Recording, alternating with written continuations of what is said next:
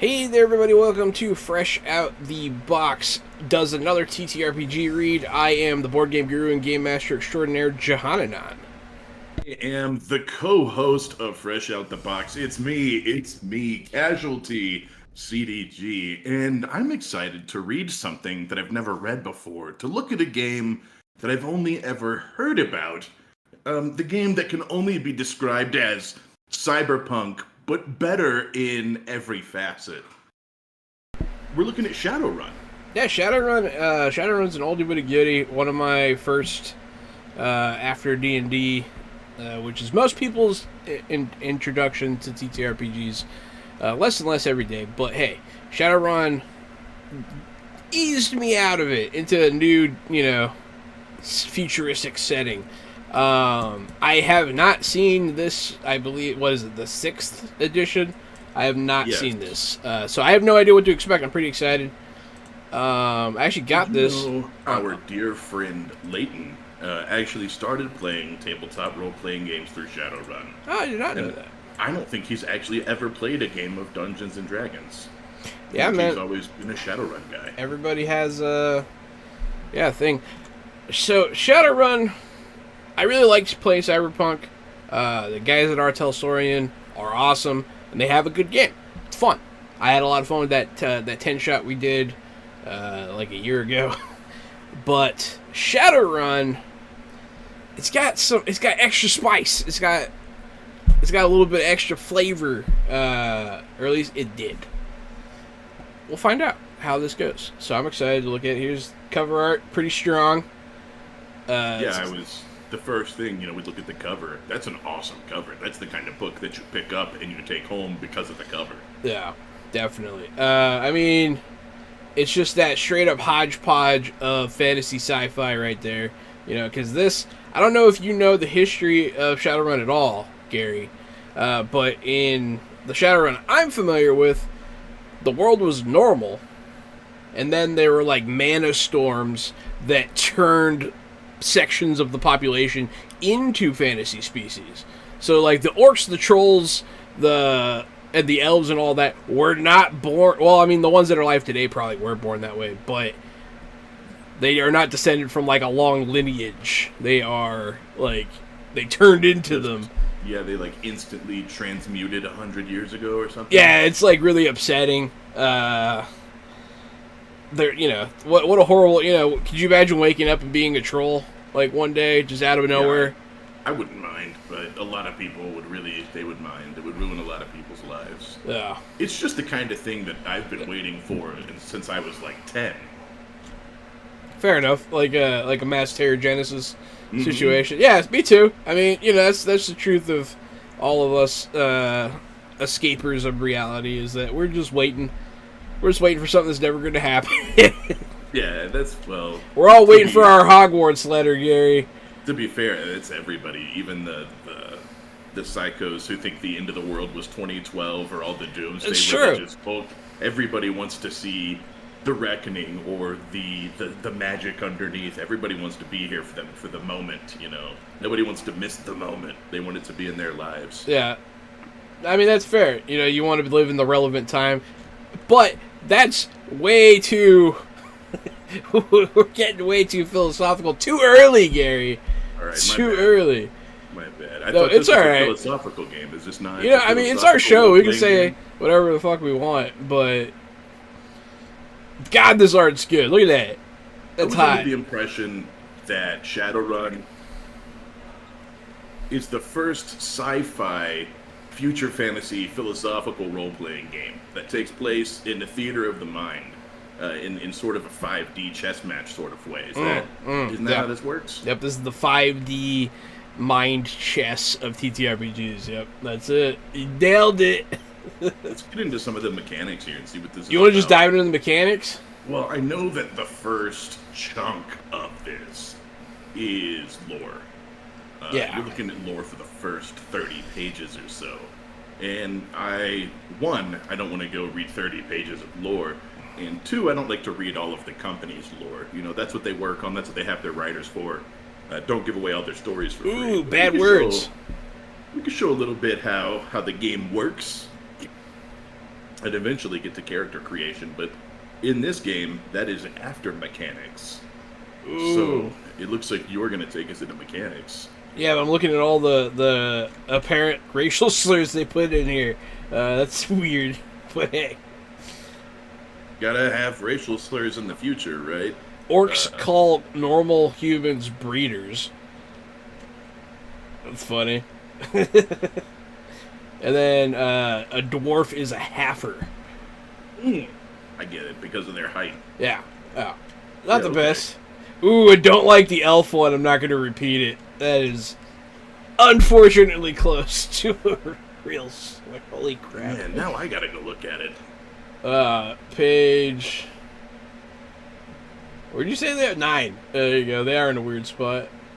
But hey, here's some cool fan art. See, you're seeing like what I assume is an orc child here, which looks cool.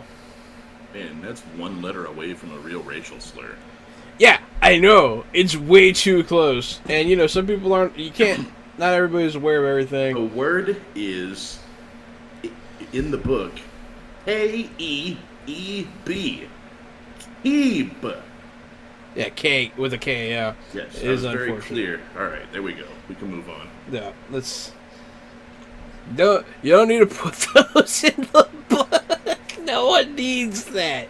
But hey, this is a dystopian future, and I get it. I get it. But you're right. No one needed to take their time to make sure that there were racial slurs in the book either. It's kind of both ways, you know. We know this is a bad future, but you don't need to take time to write down racism. Yeah, it'll happen. Yeah. Trust me. This guy looks like he's on a blind date, or with a troll lady, and so she's cool. pretty good looking. On page 23, smash. These are the Big Ten computer technology, or the Big Ten organized crime companies, I think. And so that's kind of a cool thing, the different logos and the different lore for each one. Yeah, I'm seeing a lot of stuff going on here that's really cool. The artwork is still phenomenal. I'm kind of getting stuck on it here and there. The Big Ten, yeah. Here you go. What are they? Mitsuma? Renraku. I remember Renraku. Renraku's a weapons company, if I'm not mistaken. Dater Krupp, which looks kind of like what's the one we have? It's not Boeing. The other one that makes all the horrible missiles and stuff. Lockheed Martin. This kind of looks like a Lockheed Martin. The Sander. What's Krupp the other one logo. that all the politicians buy into that makes all the missiles? Is that not Lockheed? There's another one. Oh. I don't remember what it's called. It has a cool name though. I like it. I like the name. And you said Renraku. Then we have As Technology, which dope name and dope logo. Dope. That's the one that I saw in the book earlier. That I was like, "Whoa! Do you see that building? It was like a huge Aztec pyramid in the middle of the city that looked like a skyscraper Aztec pyramid. It was really cool." Oh, they're also ranked. That's cool. Red Rock, they're in order according to their corporate ranking. Oh, they are. In this book, one of the things I read is that this is the first time they've moved the time period, and they've moved it now to 2080. I don't know why that matters, but it does. I guess all the rest of the Shadowruns have been set in the same year, but they slid the slider. I mean, yeah, it can matter for sure because, like, some people pay a lot of attention to that kind of lore, so... Yeah, I'm sure there are people out there who they think it's really cool that the time slid.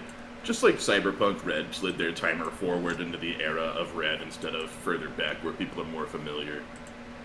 It's just a cool thing to do to spice up your world a little bit. Keep the same world and slide your time. Congratulations, Jenny, for 20 months of subscribing. It's a lot. Big 2-0. Yeah, thank you. Thank you. Can't do it without you. Oh, man, there's even more. There's a lot. Oh, I remember Ares. I remember Evo Corp. I think I worked for them with one of my characters once. But yeah. Then we have history. All the way down until page 35. Because I'm familiar with the way the world was, I am curious, but, we'll skip it. I am also really curious, but that's the kind of thing that I think is really fun as a player to be able to just flip open to and read it, and as a game master to use that stuff to inspire your world. So then the players can have something to read in their downtime, like when they get the itch for the game and they want to know more. Instead of bugging you or texting the game master, they can go look at the lore in the book. Jesus. You reading about all the different continents and what's going on in the I'm just picking random things to see, and like one of them was like cockroaches using their spirit forms to like be giant. I don't know. It's weird. Ew. Yeah, because this game has like spirits and like that kind of stuff in it too. North America, South America, Atlan, Central America, cool. Asia, Africa, those are still there. Europe. I mean, space. That's, hey. That's a place, yeah. I don't want to play in space, though. Yeah, but it'd be cool to go for, like, a mission. Yeah, and it might even be cool to start there. Yeah. The final frontier. Mm-hmm. The first frontier. Game concepts. What are the primary roles in the game? Player and game master. Okay, I get it. You're edgy. No, I'm just kidding. Let's skip all that BS. If you need to read this stuff because you never played TTRPG before, more power to you. We do this all the time. We don't want to read the same thing over and over again. I say it every time. I do really like this part. What happens during a Shadowrun game?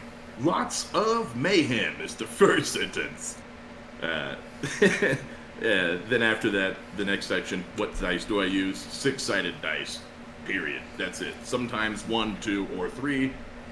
Maybe even 20 or more when you get really good. But 6-sided dice. So that's cool. I didn't know this was a D6 game. I guess I had assumed it was a D10 game. Or a D100. I think it was always a D6 game, but it's been so long. I also I remember it being D10, but I could be wrong. Let's see, where do we start here? See, it's weird. They just kind of roll right into it, huh? Yeah, so they roll right into tests after that. They sort of start explaining what dice you need, which is the D6. Yeah. It says it's a game where you want to roll high, not a game where you want to roll low. And it's a dice pool game.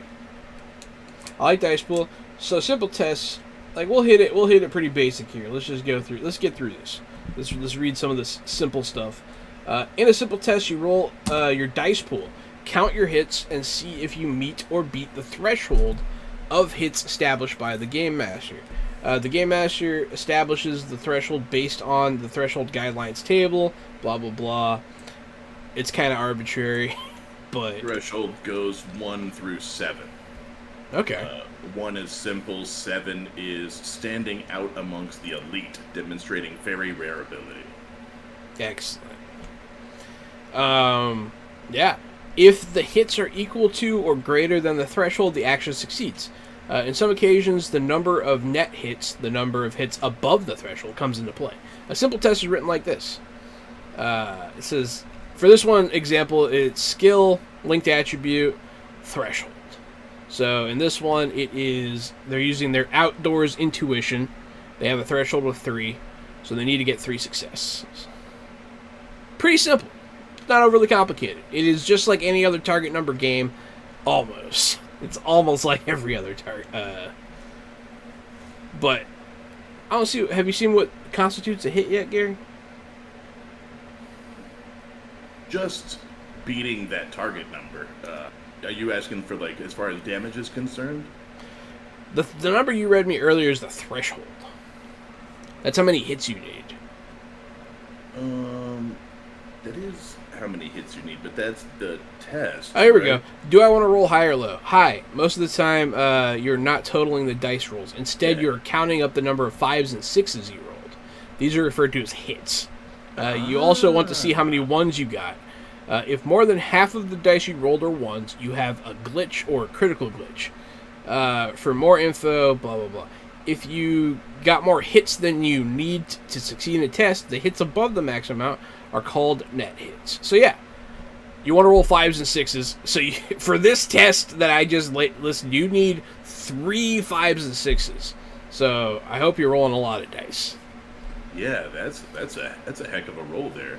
And then, do you also add, like, a base skill? Also, like, would you add your, like, wisdom or whatever, just a flat number to that? Where you so it looks like your pool is made of your skill and your attribute. Okay. That's how many dice you get to roll. So it increases the size of your pool, but it doesn't give you a flat number increase. There are no guaranteed hits, it looks like, which is interesting. Okay. You can fail anything at any time, but you can also succeed at anything. Opposed test. In an opposed test, another character, object, device, or entity is actively or passively resisting you. So you must exceed their effort to succeed. In an opposed test, 2 parties roll dice and compare the number of hits. So that works just like you would think it would. And it sounds a lot like Icons, kind of. Which is cool. Extended tests. Simple or opposed tests involve actions that are taken and resolved quickly, generally in the course of a few seconds. Extended tests take longer for more complicated activities like repairing an automobile or building a back door into a matrix host. Extended tests have a dice pool and a threshold like simple tests, but thresholds does not have to be met in a single roll. The player can make multiple rolls of the dice pool, progressively making the dice pool 1 die smaller each time they roll. Okay. Until they've accumulated enough. So you can't do it infinitely. You'll have fewer and fewer chances as you go on. That's interesting. The teamwork test is cool in this game. I was reading those mechanics in the meantime. So everyone who is you designate the leader, and then everyone who's helping is a helper. Okay. All the helpers roll the same check that the leader's going to roll. So if you're trying to repair a workshop, you would be rolling mechanics smarts. Everybody rolls that. If they succeed, each success is an extra die in the leader's pool, and then the leader rolls. So everybody gets a chance to give him more success die, which I really like that. It's not limited to one person. You don't have to be trained. It's not a flat number. It's just your successes become his dice pool for the roll. That's cool. Yeah, it's a fun interactive mechanic. I think it lets everybody throw more dice on the table. Everyone's always asking, man, and it's good to have that built in. Yeah, the help action is just—it's almost a given at this point. There's a lot of people who want to take the help action. Sometimes it's annoying, but hey, I'm usually the game master, so it's more annoying for me than it is for you. Buying hits. Sometimes a player does not want to trust the vagaries of the dice, and they feel that they have a large enough dice pool and an easy enough task that they can buy hits instead of rolling dice. To buy hits, you form your dice pool and calculate 1 hit for every 4 dice, rounded down. This is an all or nothing move. You either buy hits with all your dice or none. Edge cannot be used in any way when buying hits, and your game master's approval to buy hits. It should not happen in a circumstance where a glitch or critical glitch would have a significant impact. So when you're doing some bullshit, and you're like, I can tie my shoes, I can be like, yeah, probably. Alright, that's easy. Also, if I want to slash a security guard, and he's not paying attention, I could just buy a hit for 4. Instead of rolling, instead of screwing with all that, you could just tell me, yeah, sure, you buy a hit. So the issue with that is that if you glitch or critically glitch, that would have a significant impact on the test's outcome. So that would not be an instance where you could buy a hit. It might be depending on the security guard, but you're absolutely right. I mean, if it's like a rent-a-cop in a parking lot, probably not a big deal. But if it's the guy who's controlling the monitor room, that's a really big deal. Potentially, but I think it's more for like, cleaning your gun, or like things that are pretty low impact. Mundane things. I don't think it's for like big actions. The thing that makes me think it was for combat is because it says your edges can't be used. So that means you can't just buy a free hit and then do all of your extra crit or bleeding bullshit, whatever else your weapons do. You don't just get to do all that for free. You can buy a hit, but you don't get to do your whole wombo combo. I don't know if that's what edges are. They're not, are they not perks? I think they're edge, but I think they can be used on simple skill tests like making potions and stuff. Let's get down to character traits. There is a try again section. Yeah. That's always a good. Yeah, that's always a good one to know because what happens when you fail. We've come across that in video games where we won't let you try again. I love the way this is written too. There's more voice written into this paragraph. Sometimes you roll the dice and they don't do what you want them to do. Stupid dice. Anyway, the natural inclination is to try again, as long as the cops aren't chasing you or gangsters aren't shooting at you or whatever. That's allowed, but retrying a test when circumstances have not changed imposes a -2 dice roll penalty. Each additional attempt imposes another -2 penalty. Taking a significant break, which is decided by the game master, resets the dice pool.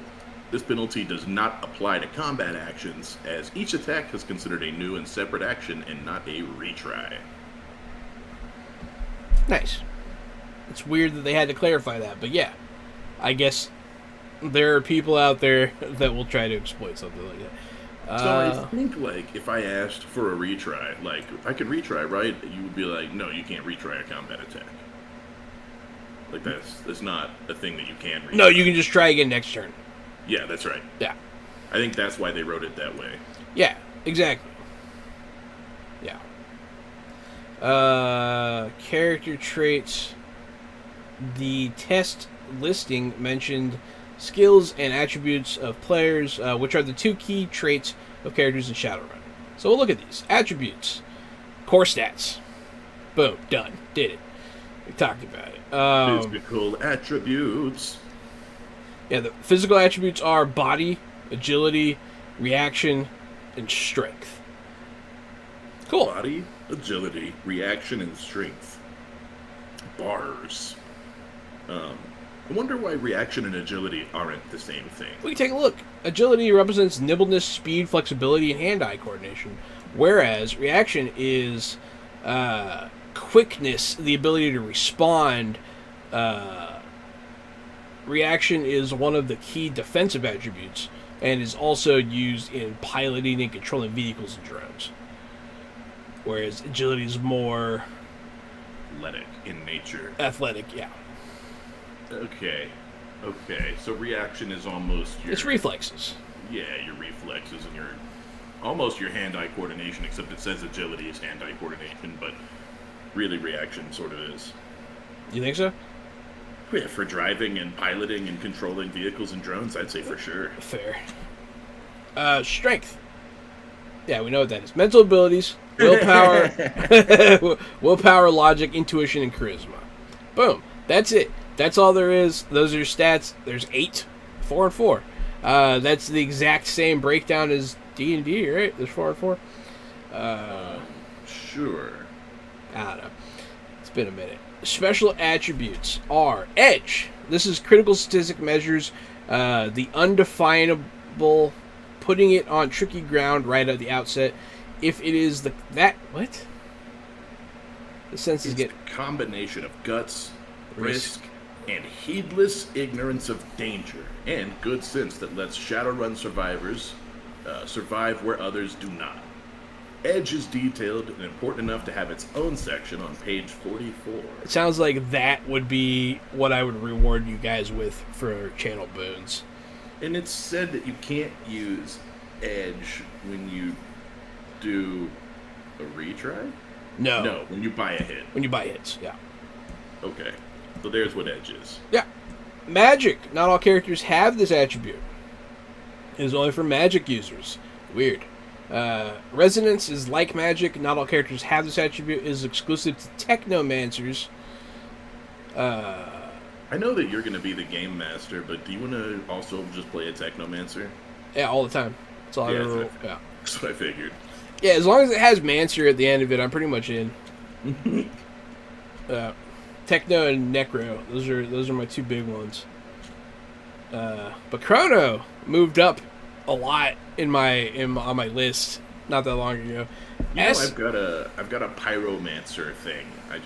There's like a little dog ear for pyromancer. I have a soft spot for it. Huh. Not sure why.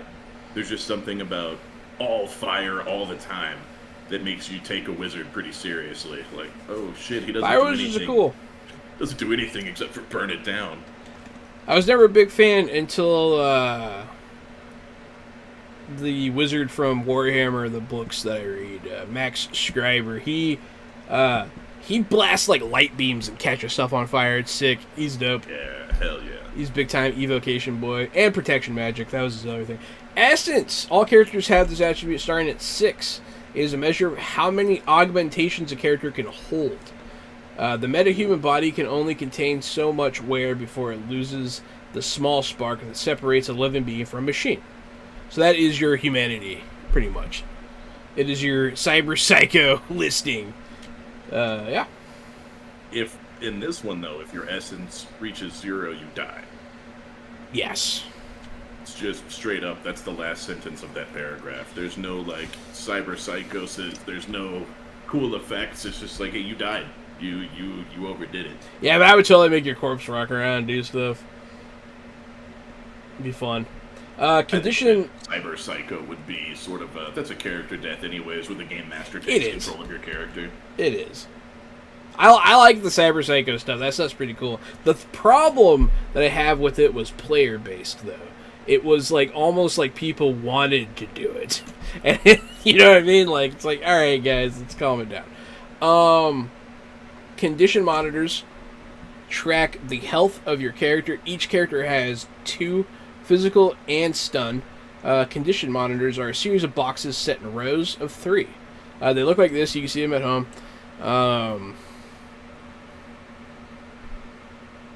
Your physical condition monitor has body divided by 2, rounded up, plus 8 boxes. Okay.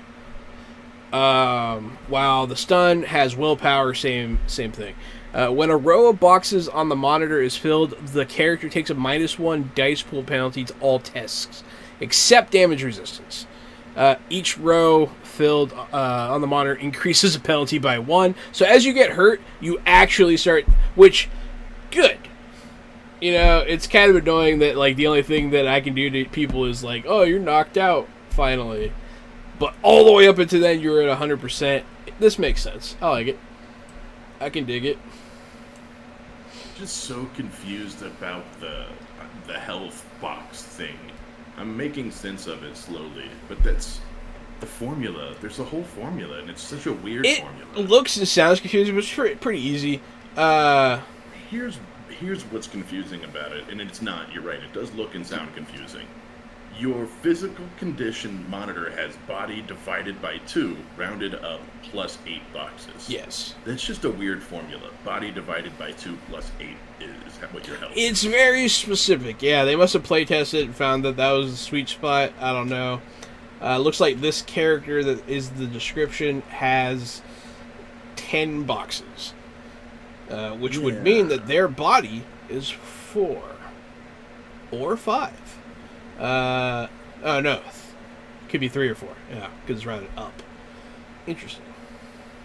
Yeah, it is, right? It's interesting. It's a weird little formula. I like it. I like the boxes. I don't dislike it, but I think I'd rather just have like a flat. Your character like a mage starts with 7 boxes, and then a rogue starts with 8, and a fighter starts with 9, or something like that. I think the formula is a little strange because you're all basically going to start with the same amount, anyways. It's gonna be pretty close, but Yeah, yeah, it's whatever. I'm not going to get caught up on it. Yeah, It's just small something complaint. new and different, and it's a little yeah, strange to me. change is scary. I agree. I hate it because it's different. No, I'm just making sense of it. We should start a new segment. Change is scary. Gary strikes again. Where we just have indie games on, and I tell them I'm really scared of their system because it's different. Because it's new. Yeah, it'd be fun. Yeah. What's scares me? Gary scared of today? Change. It's always 20. I don't think so, Sonny. We play a 3D6 game at my table. skills. Skills are the next layer of ability placed on top of attributes. They are learned abilities. You know what skills are. Everyone knows what skills are. Right. Maybe. Maybe. I think we all do, but some games use different terminology. Some do, but in this game, This one doesn't use has different skills. terminology. No, this one's pretty D&D. This one's pretty classic. Initiative is going first in combat. There you go. Yeah, I saved you some that reading. one doesn't change at all. You also have attack ratings, defense ratings. Attack rating is what you're going to be adding to your attacks. But since this is a dice pool system, it might actually matter. When a character goes on the offensive, their chosen weapon has a combination of traits that determine the overall effect. The combination of stopping power, accuracy, and recoil compensation for firearms is captured in the attack rating. Characters add their strength to the attack rating for melee weapons, and the attack rating for unarmed combat is strength plus reaction. Cool. Okay. Makes sense. Defense rating. This stat is an important part of combat, representing how well the character and their worn armor resists incoming attacks. It is a combination of body, worn armor, and other effects, including augmentations and magic. Also, you're going to have some qualities here. Characters often have innate characteristics or consequences from past experiences that shape the way they are today, don't we all? These are represented as qualities. They can both be positive and negative. Okay. Then there's gear, augmentations, weapons, contacts. Not for your eyes. For your parties. It's really just sort of big, vague descriptions all the way down until game timing and actions. And that's when it starts to talk about your action economy. It looks like every combat round you get major and minor actions. Okay. You can trade them. You can trade one major action to perform a minor action, or you can trade 4 minor actions to perform a major action. I'm not sure what situation would give you 4 minor actions, but if you can make it happen, you can trade that for a major action. The list of major and minor actions is on page 40 at the top right corner. Okay. Minor actions. And then if we scroll down, it's gonna explain each and every one if we have any questions about it. I'll go down at the vocabulary so you can read them, and if you have a question, let me know and I'll define it for you. Sounds like a plan, buddy. Activate, deactivate, focus. I have questions. Wrapped. All right. Okay. A character can activate or deactivate a bonded focus that they're carrying on their person with a minor action. Okay, we'll find out more about bonded focuses later. Avoid incoming. You can use this action when it's not your turn to get away from an incoming blast or gas attack. With this action, a character makes a reaction plus athletics minus dodge penalty roll. Hits allow you to move a number of meters equal to the hits in a direction of your choosing. But you don't know the results of the scatter until after you decide which way you head. If you choose to move more than 2 meters, you dive to the ground at the end of your turn and gain the prone status. This action cannot be used if a character has taken the previous avoid incoming, move, or sprint action this combat round, and prevents the use of another avoid incoming, move, or sprint action for the remainder of the combat round. Okay. That's actually pretty cool. Let's see. Block, call shot, I kind of understand that. Change device mode, I imagine that's, switching your gun to full auto. Yeah, deactivating cyberware, changing a smart gun. That's exactly right. Command a drone, command a spirit, makes sense. Dismiss a spirit, makes sense. But hey, like I said, there are spirits in this game. Hey, look at that. Dodge, drop object, drop prone, hit the dirt. Intercept, move, multiple attacks. You can attack more than one opponent, assuming ammunition, reach, and enemy placement allow it. Split your dice pool evenly among all the targets, or, if you're using two different forms of attack, use half the dice pool for each, rounded down. This action must be used in conjunction with the attack major action. Gotcha. So you have to major attack to multiple attack, and it has to be another character. Gotcha. Very cool. So I'm starting to see some differences, because like the major actions are interesting, but hey, we'll get to them. Let's see. Quick draw. That you said dismiss spirit. That's not on the list down here. Oh, interesting. We could just assume what it does. Yeah. I imagine it's probably under the summon spirit section, where it's going to be like, you can dismiss it as a minor action. Command spirit is on here, which is funny, but dismiss isn't. Whatever. We know what it does. Yeah, we know what it does. Quick draw, reload smart gun, specifically smart gun. Shift perception. That's probably switching between, like, you're plugged into a camera and, like, going back to your human self. Cool. Stand up, take aim, take cover, trip. Those are all minor actions. Those are cool. That's a cool list of minor actions that actually lends me to believe that this action system would be pretty different and pretty cool. Close. But it seems like it has something there that I like. I'm not sure what I'm picking up yet, but something there I enjoy. So I'm really still like on the fence about games with action systems, right? It's cool to just be able to do what your character needs to do on your turn. It's weird to be kind of stuck in this box of major and minor actions, but also being stuck in the box lets you play with those certain tools and toys and see what you can do with them. So I don't know how I feel about the actions and how limiting they are, but I also like them. Yeah, but what would be like the alternative? Because like otherwise players are going to try and do too much if you're not, setting limits. Yeah, that's right. And, sometimes it is that way in a narrative game where it just comes to, the understood rule of reason, right? Yeah. Where the game master is like, okay, you have literally done enough for this 6-second span. Yeah, that's fair. I play pretty fast and loose with the rules in my games, and I'll usually let people, I'm not like, that was one minor, you only have, I don't usually do that. Exactly. That's kind of what I'm saying with these games. They feel limiting in that way, where it's like, you already used your minor, like, you can't take that off your belt because you already took something off your belt. Yeah. It's kind of a weird thing to be stuck in, but like I said, that's what makes the game different, right? I actually like this action system here. It looks so far. Major actions. Yeah, let's check them out.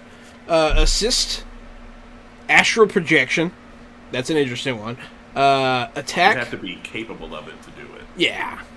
I'm using my major action to leave my body. I was genuinely curious. Is that something that everyone can see? Yeah, have they gotten to the point we're just all unstitched.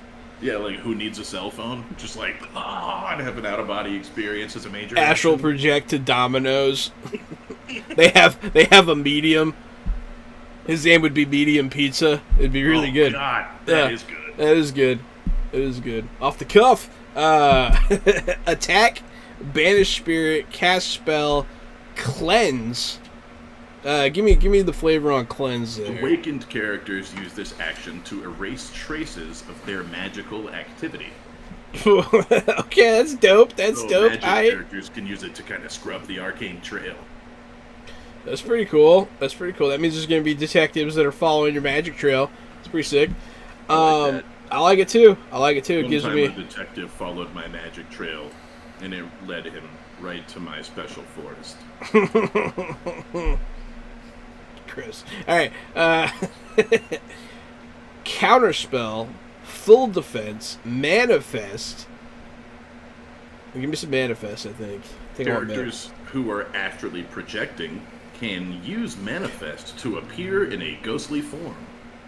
That's dope. Hey man, can I get a pizza? Oh boy. Observe and detail. What I can you like get? that this is a major action. Um, this allows a player to do a perception test as a major action. It's a detailed observation or assessing test. The action is intended to determine details that may be obscured due to the pace and rigors of combat. It's assumed that everyone engaged in combat is aware of the presence of everyone else, barring the use of stealth or obscuring magic, but not necessarily the details of all the gear and equipment of everyone in the fight. And in particular, some hectic or rush circumstances, you may not even know the identity of the individuals. In the midst of a hectic gunfight or brawl in the dark, the winner of the brawl, who's now sprinting towards your character, may not be identifiable without an observe in action detail. Observe in detail action. I like it. I do too. And I like the baked in flavor there that reminds you that you might not know who you're fighting. Yeah. Bullets whizzing at you, man. Bullets whizzing at you, or somebody with a hoodie and their face covered clocks you with a baseball bat. Like you may not be able to place that that's a neighbor from 2 doors down. Yeah. Pick up, put down object. Okay, fair enough. Ready weapon, fair enough. Reload weapon. Rigger jump in, which is one of the classes is the rigger, and they can. What do you call it? What do they call it? They call it jack. They can jack in to vehicles and like turrets and stuff. So that's probably what that is. Sprint. That's exactly what that is. You're right. Yeah, sprint is sprinting. Summon spirit, use simple device, and use skill. Those are all the actions. A unique batch of actions for this game. I like it. Yeah. There's a couple that I think are kind of funny, like rigger jump in to me is just the same as use item. But whatever. Oh, it's a full action. It's a major action, not a minor. So never mind. I should shut my stupid mouth. I'm actually looking at. That's what I was talking about earlier. What is a major action and a minor action seems. Some of them are typical. Some of them are typical ones, but some of them seem, like the multi-attack thing. Being able to use a minor action to do that is pretty cool.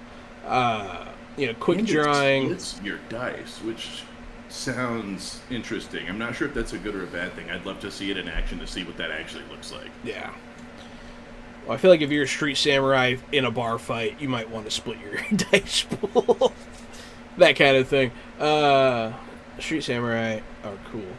So, we covered actions. So that gives us kind of... I like doing that because it gave us a really good idea of what this game's going to feel like, I think.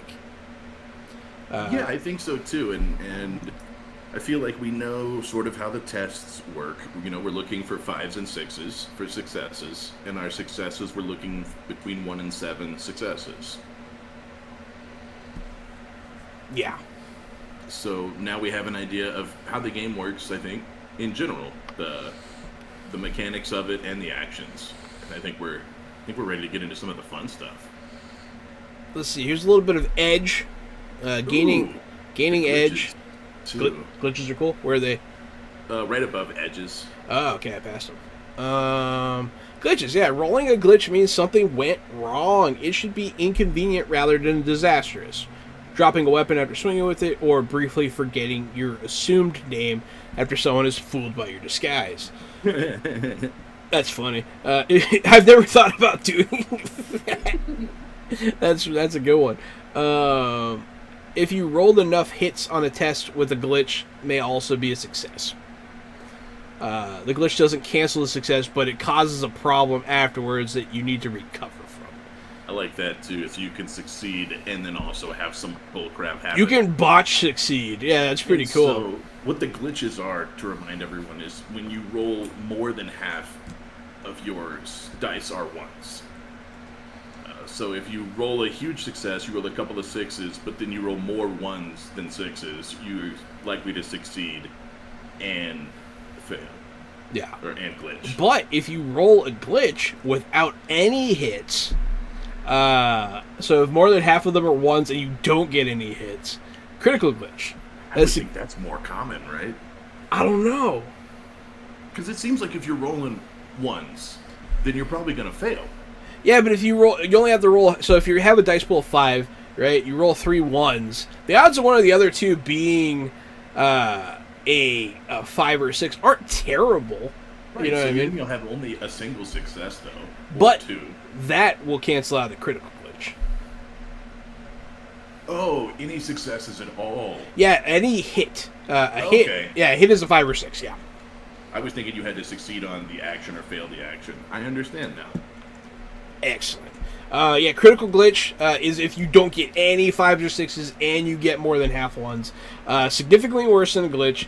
It's the errant gunshot that misses its target and ricochets back to hit one of your teammates, or the attempted Matrix hack that sends your name, photo, and location straight to the grid Overwatch division. It should be difficult and could have lasting ramifications, but it shouldn't be fatal. And it shouldn't penalize the characters so much that they stop having fun. Good. Those are good notes. DMs, if you're watching, you should never punish your players so much that they stop having fun. Why? Unless they're, like, super douches, but... I do love accidentally sending your hacker's name and personal information to the Matrix. It's funny. That's it. You have permanently ruined that character being a hacker. They're known everywhere forever. They definitely burnt an alias and a safe house. They're definitely going to have to... It'll be fun. I think that would be pretty fun. Yeah, I don't think that ruins a game, but that is absolutely just like cutting your player's wings off and just being like, good luck. It's pretty funny. The cops are coming. You're right, then they have to create a new name and start wearing a mask and stuff, and it can make them a cooler character in the future, because now they're going to have an alias and be extra careful. I was Goldfingers, but now I'm Silverhands. Oh boy. Edges, these are what I was talking about giving you guys if we play this and the audience booned you. Structured around gaining and using edges. Much of Shadowrun is. One way to think of an edge is building up tactical advantages that culminate in a sudden move towards victory. Edge is tracked on the character sheet, but since it can be added to and subtracted from freely during the game session, it's easier to track with some sort of token, like bennies. They sound a lot like bennies. Characters can only have one expenditure of edge per action. That expenditure cannot include multiple boosts or actions or combinations of the two. But the same boost can be multiplied. Okay, so you can only do like one kind of expenditure. I guess we'll find out a little bit more about that. Characters start a gaming session. I'm looking at the expenditures right now.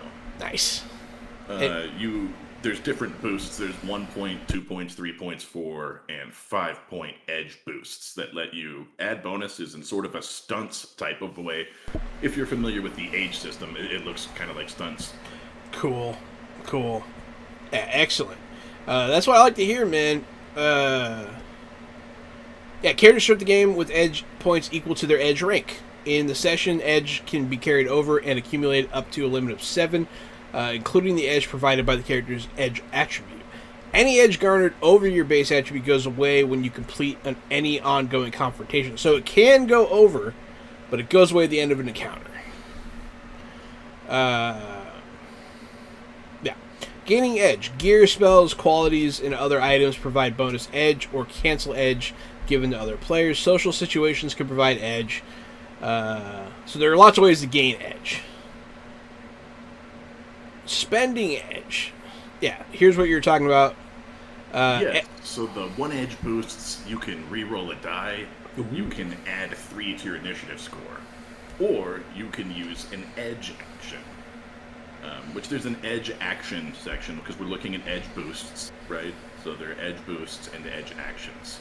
The edge actions, you can scroll down just a little bit on your right on page 47. You've got things like anticipation for multiple attacks, big speech boosts, bring the drama, called shot to disarm, called shot to the vitals, fire from cover, knockout blow. So all of these things are actions. So that's what I mean when I say you can pick an action. Because every single section I go through is going to say you can pick 2 edge actions or 3 edge actions. For 1 point, you can pick one of those. 2 point edge boosts. You get a +1 to a single die roll. You can give an ally 1 edge. You can negate the edge of a foe, or you can use 2 edge actions. 3 edge boosts.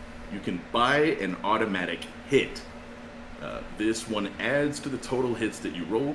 It's not an automatic success at whatever test you're attempting, just another hit to your total. You can also spend 3 to heal 1 box of stun damage. 4 edge boosts. You can add an edge to your dice pool.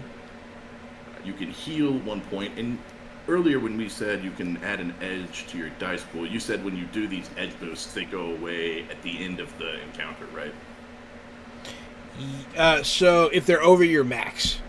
Okay, yeah, so that's exactly what this would do, is it would add 1 to your dice pool, so it would make you over your max for the rest of this encounter. And it makes your 6s count as exploding 6s.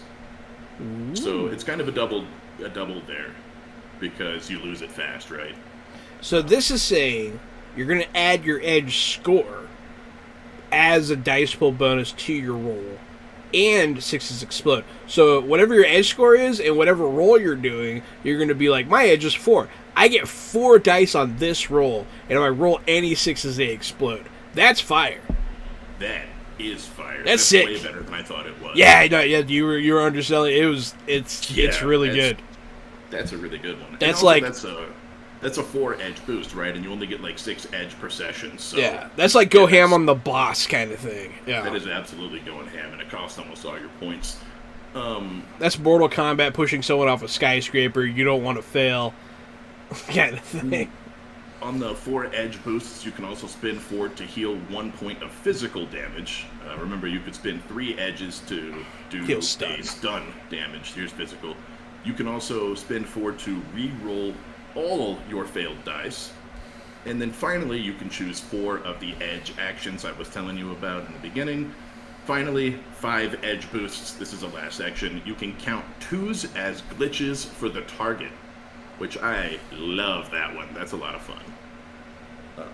Create special effect. Bring your creativity to the table. So you spin this edge, and you and the Game Master come up with something that's appropriate. So maybe it's burst pipes, maybe they're approaching sirens, maybe there's a dock wagon or an angry spirit.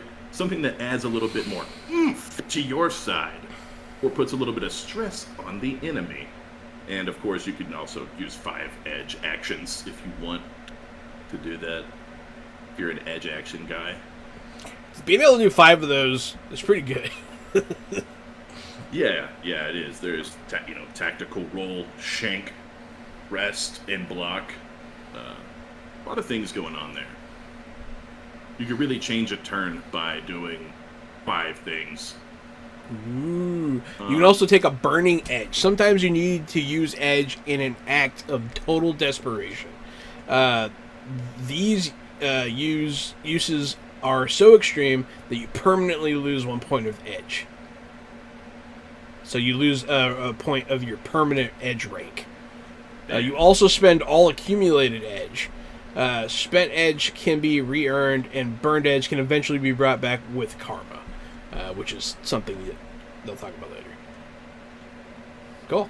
Smackdown. Sometimes you want or desperately need to blow the blow you're taking to definitely hit and hit hard.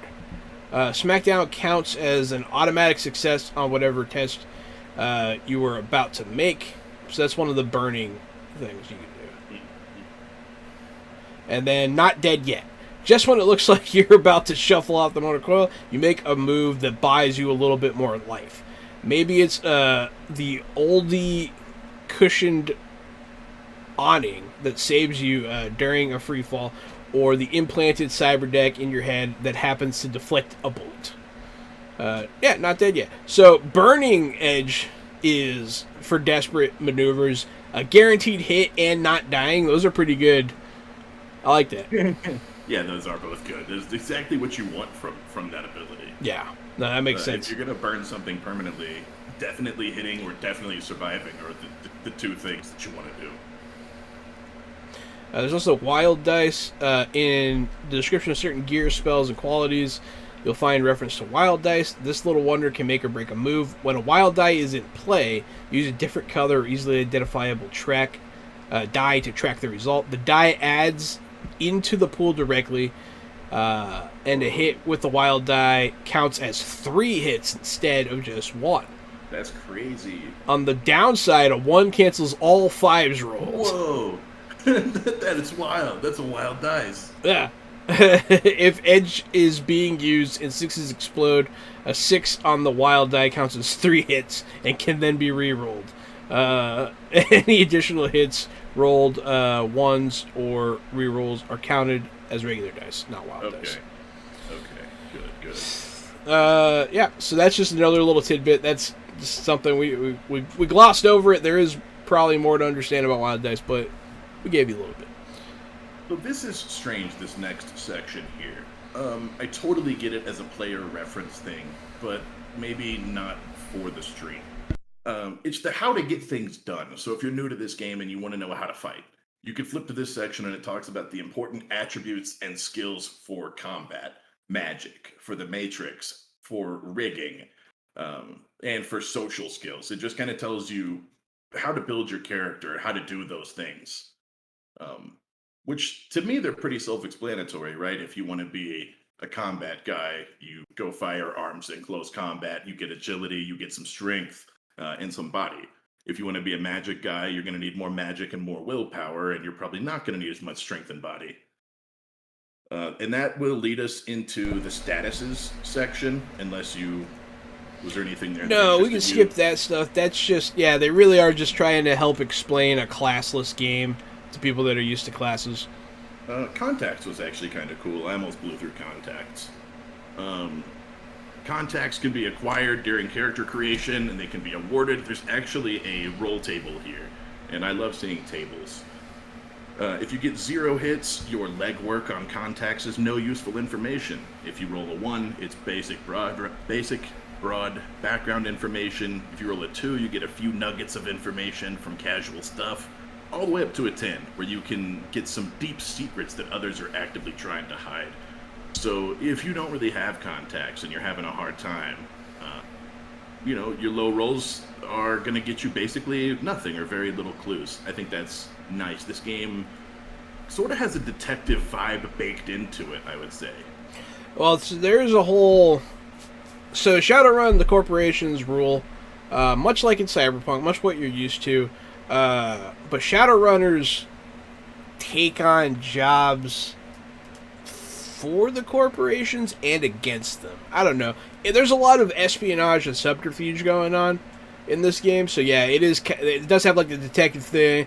You're going to be like figuring out, oh man, those mercenaries work for Red Rock. I thought they were the ones paying us, like a lot of that stuff's going to be going on. That takes us into statuses. Statuses are never super exciting. Blinded, burning, chilled, confused, corrosive. Cover, 1, 2, 3, and 4 different levels of cover. Each one gives a bonus. Dazed, deafened, 1, 2, and 3. Fatigued, 1, 2, and 3.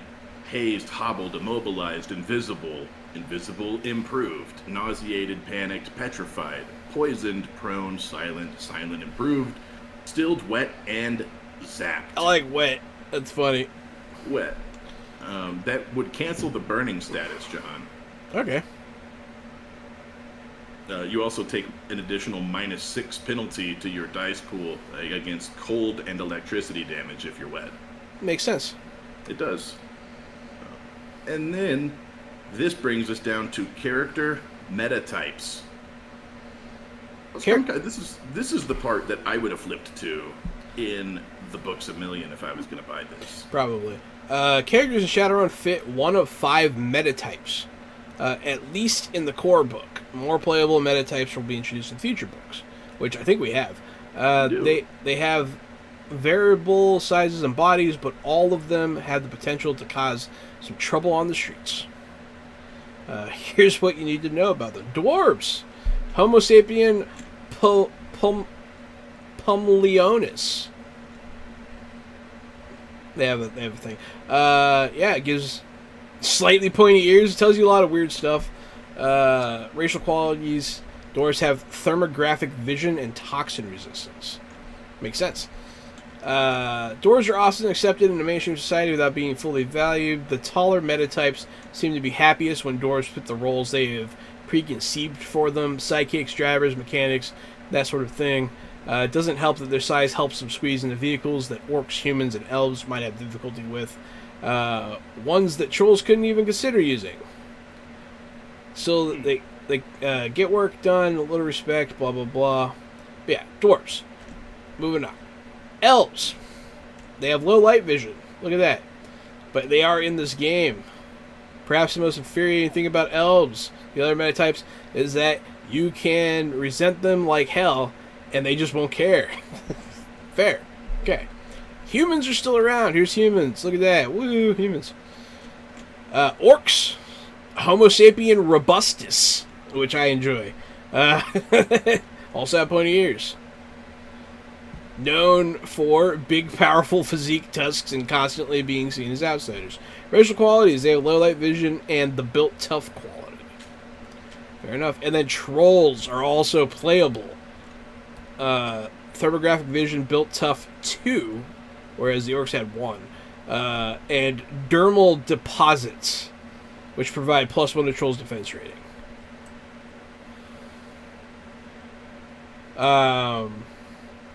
Yeah. Then lifestyles. Sorry, I've been quiet. I'm trying to read through the meta types or whatever, so I'm going through all of the books, and I'm like 6 books through now, and I haven't found a single one. Interesting. But I'm still looking, and I'll report back if I find anything. Yeah, I'll keep on going. So the lifestyles, those are going to be your like income, how you're living kind of thing. Street, costs nothing. It's free. Live on a street. Squatter, somehow costs 500 UN a month. Okay. Low, middle, high, and luxury. Those are the tiers. We'll move past that because those are always boring. You're going to define your role and history. The very first step in character creation, although not the first one they showed us, is figuring out who you want to be in the shadows. A name and a role are great things to know, but where you came from and what you want are important too. Those elements will help you see how your character will approach different situations and will give them their own life. The game will be better for it. Your character's going to need a role. So this is just make your character, give them personality and stuff. But it does look like they have roles, which is interesting because earlier they kind of said they didn't.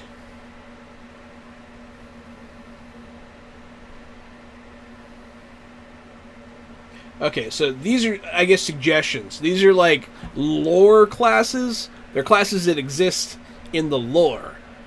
You know, like those are things that people will refer to when you're playing the game.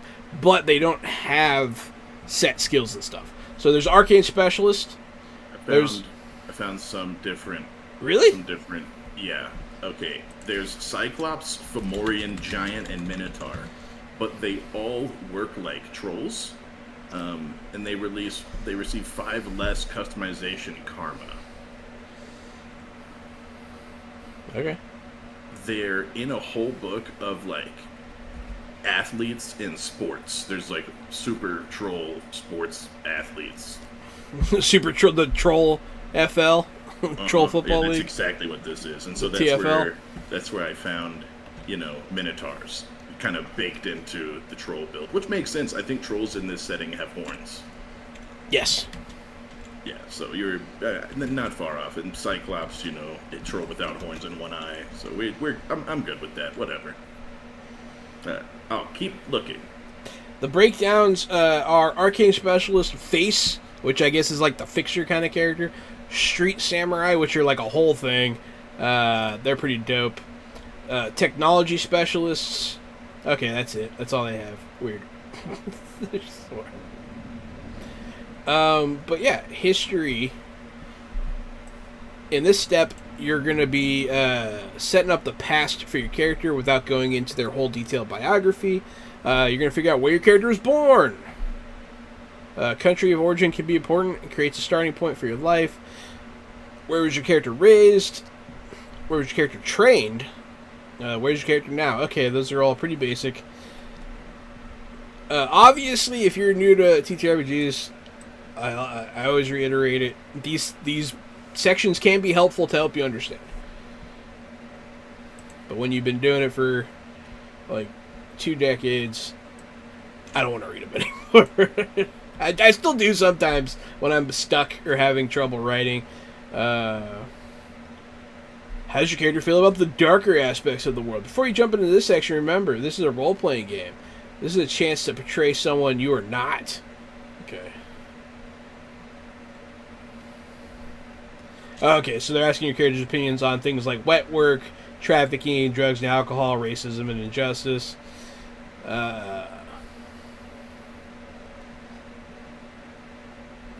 Like our world, Shadowrun has racists. Why? Why do you have to... We know! Hooray! Yay! Just when I thought there wasn't! Dang.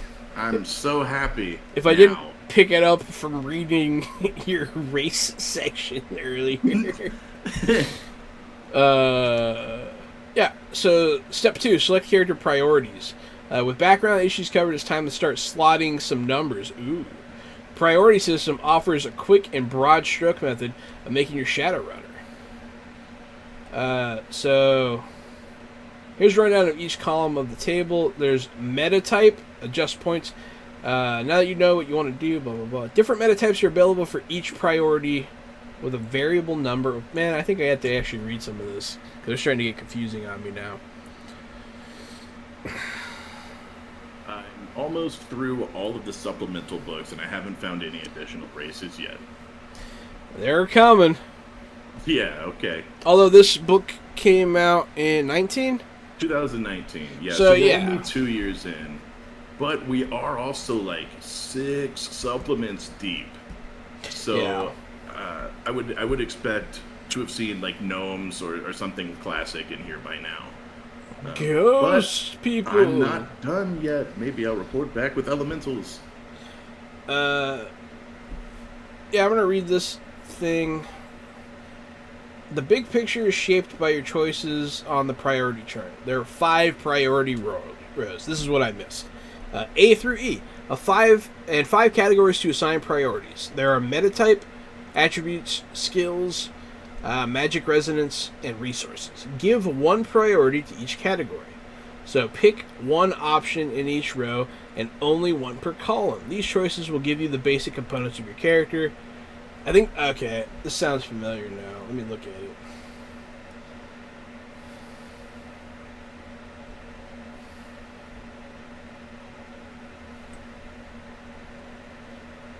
Okay, I think I get it. So, there's a table on page 64, right? It has priority A, B, C, D, and E, right? You can pick 1 thing from each category, depending on how high you prioritize it, right? So, if you put a high priority on meta type, you can only choose Dwarf, Orc, or Troll. But Troll has the number 13 in brackets. Don't know why. B, you can have Dwarf, Elf, Orc, Troll. C, you can have Dwarf, Elf, Human, Orc, Troll. D, Dwarf, Elf, Human, Orc, Troll. See, that doesn't make a lot of sense, because you figure that the higher priority races would go away. You know what I mean? But anyways... if you prioritize attributes well, it must as... change the priority B and priority C stuff, right? Because I agree, it does seem like the priority A options would fall off, but they don't.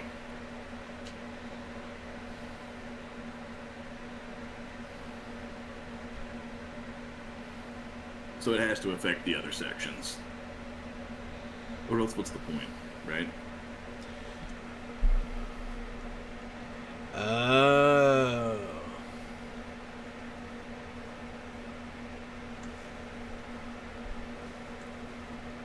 So the number in brackets are adjustment points. Yes. So you can be a dwarf, orc, or troll with 13 adjustment points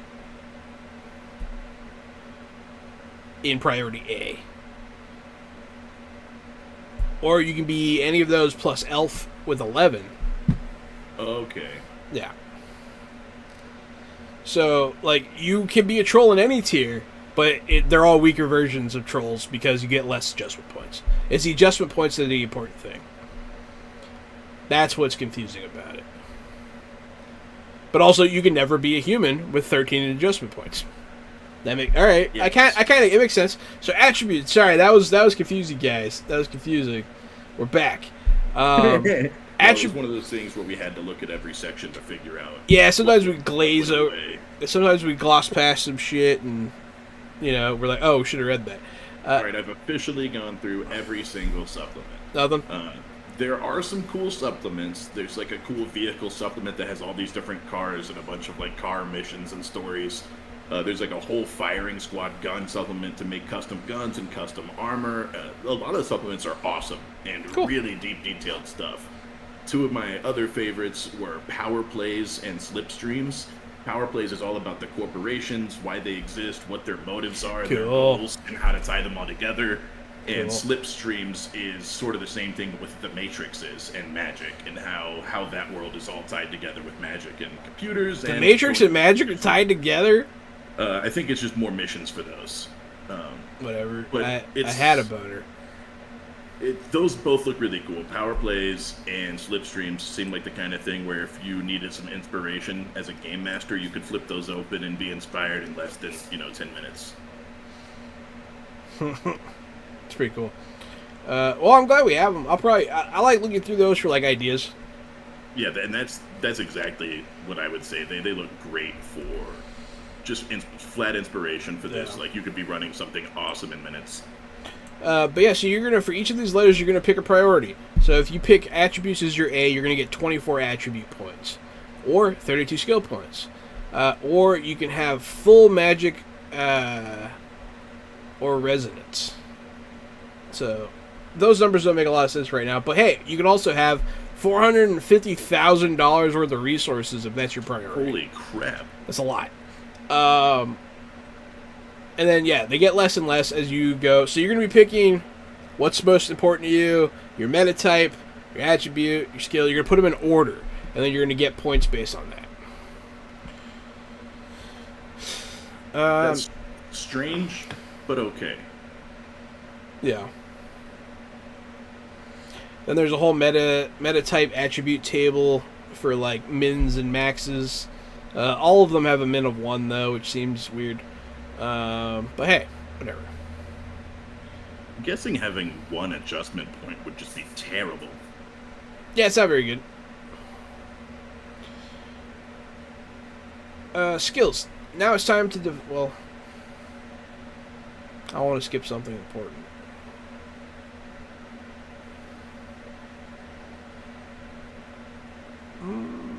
So we're just scanning the meta-type attributes table right now. It looks like the troll's strength can go up to 9. A human strength can only go up to 6.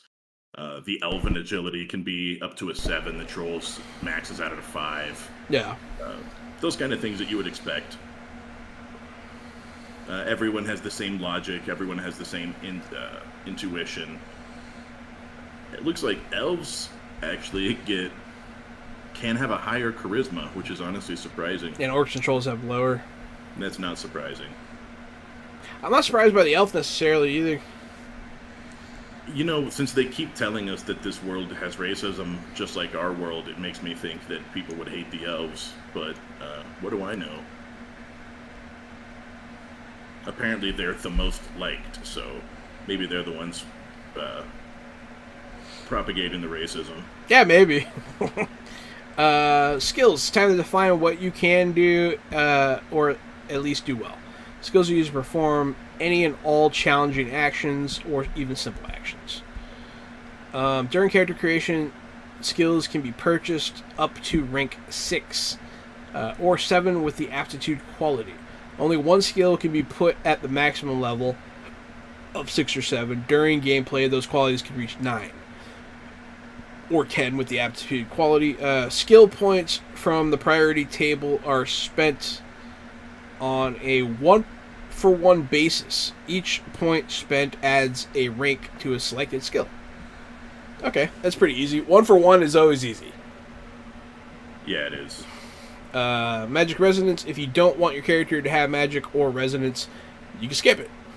By 2080, everyone knows that magic and technomancy exists. Their views and opinions vary. Use that column to choose whether your character will have a magic or resonance attribute. Let's look at the options. Okay. I think I would have some resonance. I think Be a little technomancy boy. I think I'd be a rigger. Yeah. Yeah, and I think I'd be doing some vehicles and some drones. Yeah, rigger's cool. I would probably. I mean, I always gravitate magic. Yeah, that's true. You do. That's what I do. That's what I like. I want to touch it. I want to touch it with my face. I would either be a dwarven rigger or a troll rigger. I would feel like I would make awesome giant troll vehicles. Yeah, it could be cool. Step 3, select qualities. This step can be done at any point after you've developed a little backstory. Qualities on page 70. And spend customization karma. Every runner gets to wrap up their character creation process with a little touch of reality. After the original points are spent, it's time to think about a little development. Each character receives 50 karma to spend on character advancement, such as skills, attributes, qualities, and additional funds to get some additional pieces of gear. See character advancement on page 68 for the price of buying these advances. You may begin with no more than 5 karma remaining unspent. So, okay, it looks like everybody gets like a little pool to do some touch-ups. Yes. Cool enough. Then you buy gear. Then you finish steps as contacts. They're pivotal to Shadowrunning, so check that out. Knowledge and language. Final calculations, which are going to be derived stats. Okay.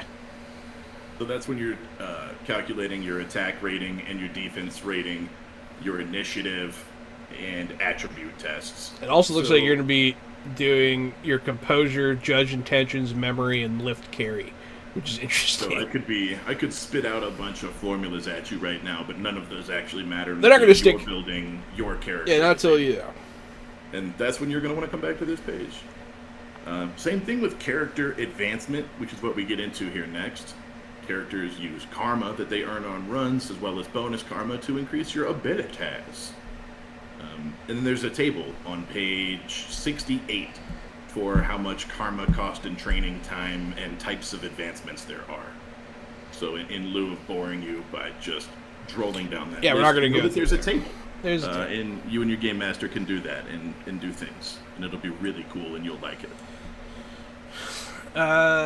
There's spells, forms, initiation, submersion. So qualities. Qualities. There we go. They all have a karma cost associated with them. But they are ambidextrous, analytical mind, aptitude for a skill, which we talked about, lets you go above the limit. And that's a 12 karma cost. Remember, during character creation, you're getting about 50 here. 50's not bad. Astral Chameleon. Your aura never seems to stabilize for very long. You have the ability to blend in with the astral environment around you, making it hard to identify and read your aura and astral signature. That's a good one. It's cool. Blandness. Fuck yes. Is that what that says? You are the least interesting person in the world. You're average height, average weight, average build, average everything. Nothing else. So yeah, some people want to build that way, and it's a viable thing.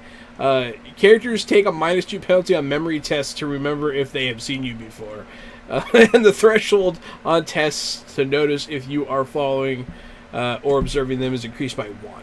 If the character acquires something permanent and distinctive, obvious, usual cyberware, or unique tattoo of that sort of thing, they lose this quality. So if you get a big purple mohawk that lets you go into the Matrix, people will remember you. If they acquire something temporarily distinctive, the effects are negated until those changes are reversed. But yeah, that's cool. You could be in the Secret Service. Yeah, that's cool. I like that. Because they want bland people. Next is Built Tough levels 1 through 4. Cost 4 karma per level, and you get additional boxes to your physical condition monitor. Those little squares we were talking about earlier.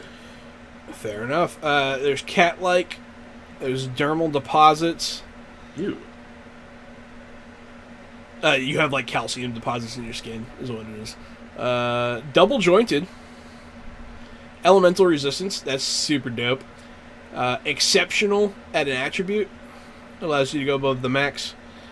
First impression. You know how to make an entrance. You gain 2 edge for social tests during your first meeting with anyone. And both your heat and reputation are ignored for the first encounter. What does gaining an edge mean again?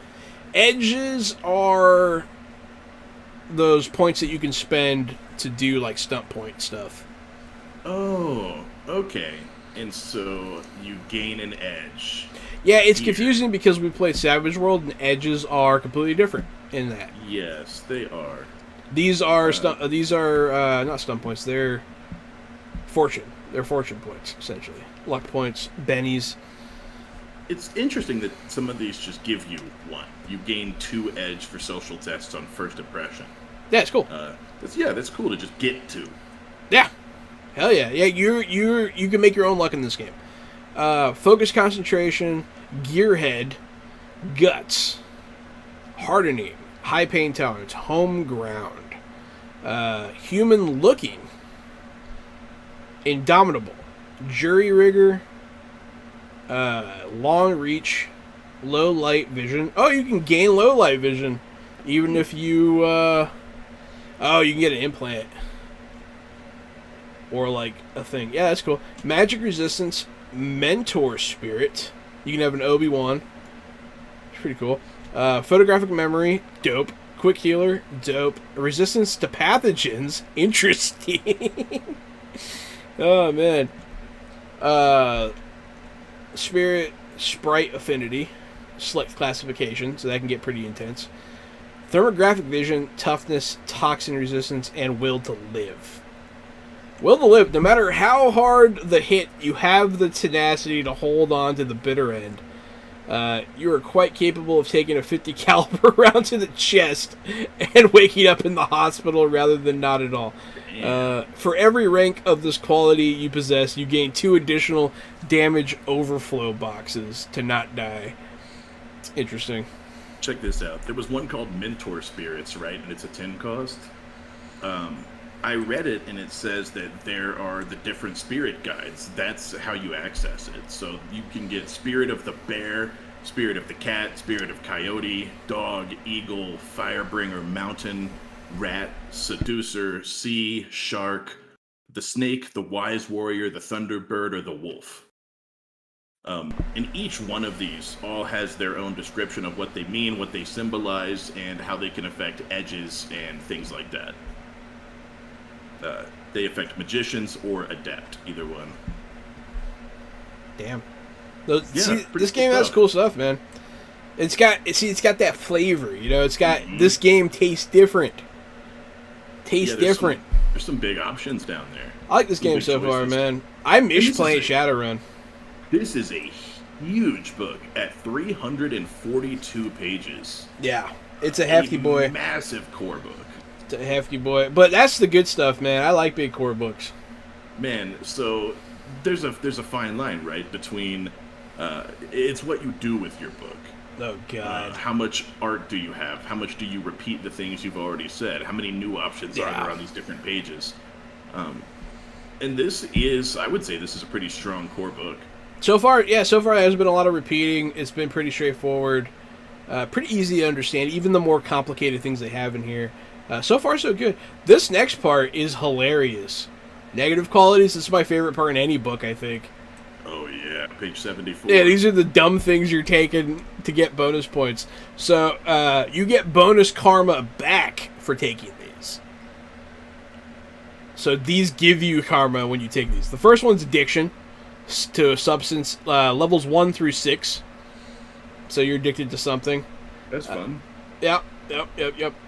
Allergy, you can be allergic to something. And the amount of points you get is based on severity. You can have an extreme severity to something,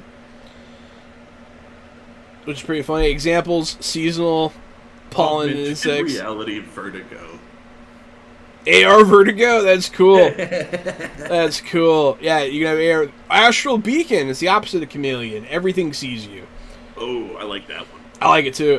Bad Luck, that's funny. Glitches occur more frequently. Count dice showing 1 and 2 for determining the glitch.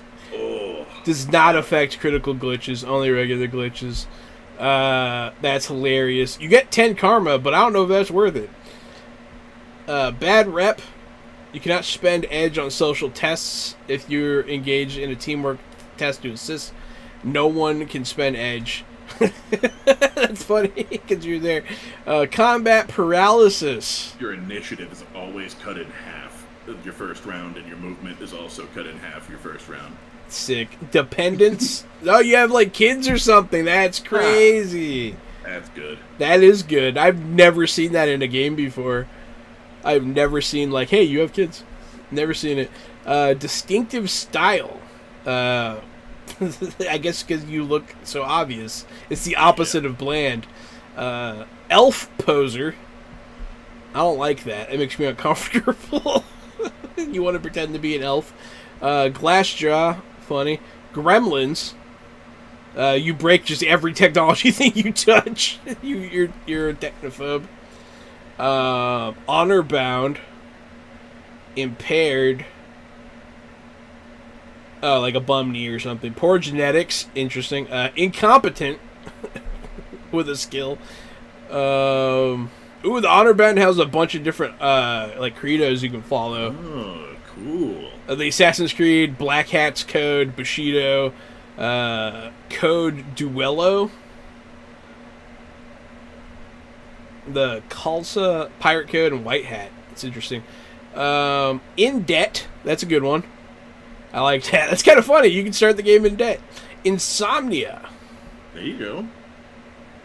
Loss of confidence. Low pay. See, I like these because when these are available, it holds players accountable to be like, oh, my character always has trouble sleeping, you know, so I'm just going to be up anyway so I can stay up for watch easily. That kind of thing, you know what I mean? God. The next one, there's low pain tolerance, then Orc Poser. Not much better than Elf Poser. Not much better. One, Ooh, Prejudice. That's fun. Against a group. That's, thank God. Thank God I could choose to be prejudiced, right? I like that they have the note, game masters and players should use this quality carefully. Everyone in the group should be on board with it if it's being used, and it should never be used as a veiled excuse to state real-world prejudices. Okay, so as long as you're putting stuff like that in, I can kind of... Because a lot of people don't say that kind of thing. I'm glad it's there. Also, not just at the beginning where it talks about safety tools, but I'm glad it's there. It's in the rule. rule. Talk about prejudice. Yeah, that's where it should be. It's where it should be. Well done. Kudos. Good job. That's how you handle it. Mm-hmm. It can be easy. You just have to face that it's there. Sensitive system. Scorched. SimSense Vertigo. Oh, Scorched is good. Where's Scorched? I missed Scorched. A Matrix, SimSense, or BTL experience has fried your neurons to the point of perpetual frazzle, causing trouble when you are logged on, even when it's just AR. You cannot spend edge while accessing the Matrix. That's so cool. You just suck with computers. When you're in the Matrix, you just have trouble because your brain got fried by a computer. That's dope. Sensitive system, SimSense Vertigo, Sinner. Interesting. Social stress. That one hits home, huh? Spirit Bane, Uncouth, which I would have to take that with every character, because why wouldn't I get points for swearing all the time? Cannot spend edge on any charisma test. Fair. I can be pretty. I can be pretty charming, but I hate being charming. Okay. I don't like it. It's gross, because that's not me. I'm not a suave person. I don't like you. You know what I mean? Like, if I'm talking to you to your face, know that there is like a 75% chance that I hate doing it, and I hate your face. That's funny. No, I hate doing it, but I like you, though. Okay. Yeah, I just have social stress, and I am uncouth, but I wouldn't take that ability. See, I have social stress too, but instead of like making it my problem, I just hate you for it because you're cosmic. Yeah, well, that's fair. that's how I handle my social stress, by being angry at you for causing it for existing. Yeah, that's great. It's not healthy, but it's okay. Uneducated, unsteady hands, and weak immune system are the last three that are tucked into these qualities here. Negative qualities. Archetypes. And that will take us to the archetypes. These are the classes. This is the second thing that I'm always most excited about after seeing what the playable races are, the playable cultures. I like to come see what the classes are. Are these classes or are these pre-made people? These might be pre-made people. Maybe you're right. They look pre-made. Yeah, Adept, Combat Mage, Covert Ops Specialist, Decker. They have all the skills and everything listed. Yeah, already. they have everything listed already. Face, Rigger, Street Samurai, Street Shaman, Technomancer, Weapon Specialist. Dope. All those are dope. I wish them all luck. Yeah, those are all pre-mades, it looks like. Which is good, because, you know, it's really... When you're making, like, human characters, or, you know, human-adjacent characters, you usually have to build them out like PCs, and, like, it's a pain in the ass to have to do that every time, man. This is a really crunchy system. This is a big crunchy system. And this is crunchy. Because of that, if you're a new player looking to get into it, maybe these archetypes would be something you'd want to start with. Fair. Maybe you don't want to custom build a character with all 50 points to spend and all the different subcategories, and this will just let you play the thing you want to play. You'll have a functional character, yeah. A thought-out, system-based character, yeah. And then next time you play, in the future when you play, then you might have a better idea of what you did and didn't like about that character and what you can build. And there's no shame in using pre-mades, because I guarantee you will not play the character the same. Yeah, and you probably won't even play it the way it's intended to be played. No, not at all. Skill list. So the skills... Oh, that's a pretty short list. Okay. So, it says the skill, and then it says if it can be used untrained, which is cool. So you have Astral, Athletics, Biotech, Close Yes. No. That's not helpful. Astral, Athletics, Biotech, Close Combat, Con, which is probably like Grift, Conjuring, Cracking, Electronics, Enchanting, Engineering, Exotic Weapons, Firearms, Influence, Outdoors, Perception, Piloting, Sorcery, Stealth, and Tasking. So, and most of those you can use untrained, some of them you can't. You were right, by the way. Con is acting, disguise, impersonation, and performance. I figured. And it is linked to the Charisma skill. There aren't that many skills, but they all have, like, specializations underneath them. Because you can take Con... This is one of the things I remember from Shadowrun that I liked a lot. Is that you can take anything and then a specialization to make it better. Like, Con acting, Con disguise, like... I don't know. I feel like it's elegant that way. Okay. It's more... Everything's more together, I feel. It's more cohesive. Like Enchanting, you can take Alchemy, Artificing, or Disenchanting. You know? It's pretty cool. Did I miss driving? I saw piloting. I think piloting, yeah. So piloting specializations are groundcraft, aircraft, watercraft. Yep. Yeah. This game finally realized piloting and driving are pretty much the same. Yeah, it's just vehicles. Yeah. That's good. It should be. It really sucks to be the vehicle guy and then have to split your points between driving and piloting. Because you can have a specialty, but your piloting skill will encompass everything. Yes, that's good in this system. Some systems you feel like you have to keep spending too many points to split, and you never get a chance to use a gun, or you never get a chance to use a weapon because you're too busy splitting your ability to move a vehicle. I agree. Knowledge skills do not have ranks because they are not used directly in skill tests. Instead, they're used to provide opportunities to gain knowledge connected to other tests. For example, What?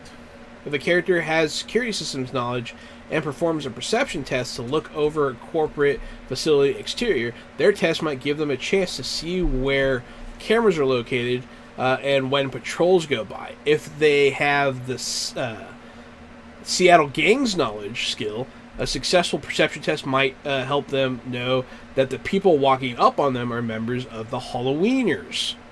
That's funny. Halloweeners gang. Seattle Street's knowledge skill would help them when making outdoors tests in the Seattle area, blah, blah, blah. So, cool.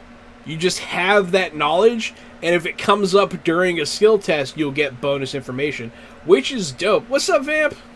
Vampire bites! Yes, no, maybe. I don't know. Can you repeat? He started singing that.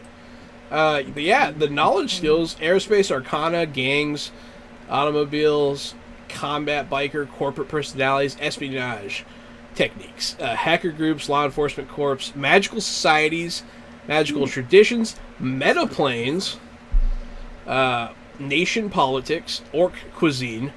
What?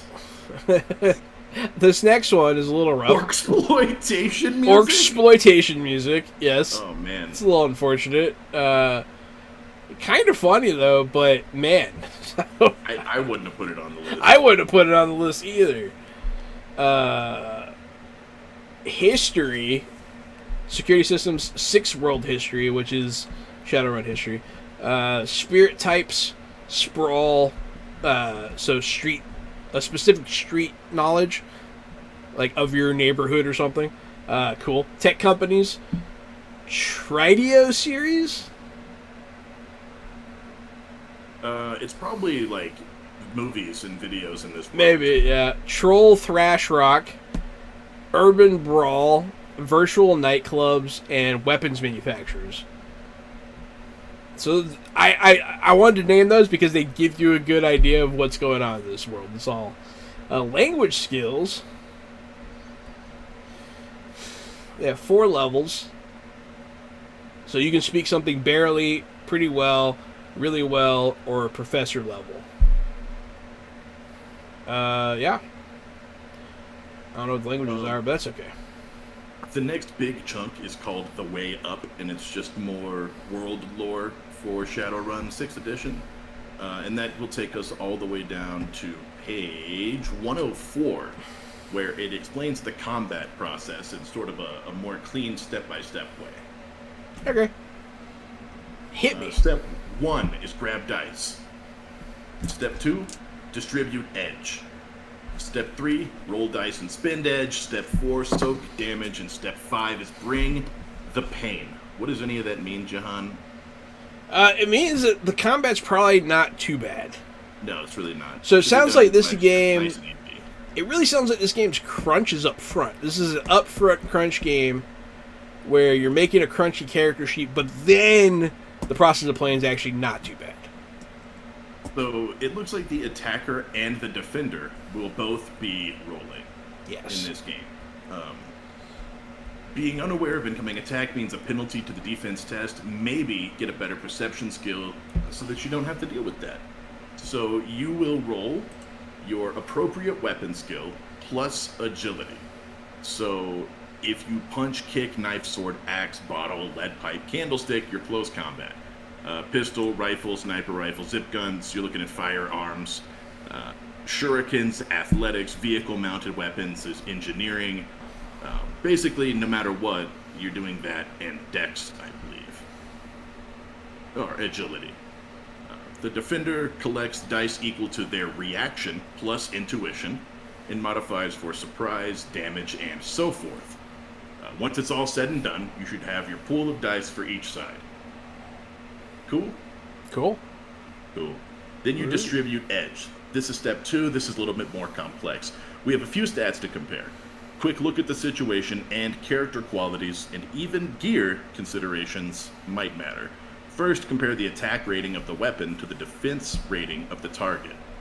If either is 4 or more greater than the other, the player with the bigger value gets 1 edge. Ooh. For example, if I have an attack rating of 8, your defense is 4, I get an edge.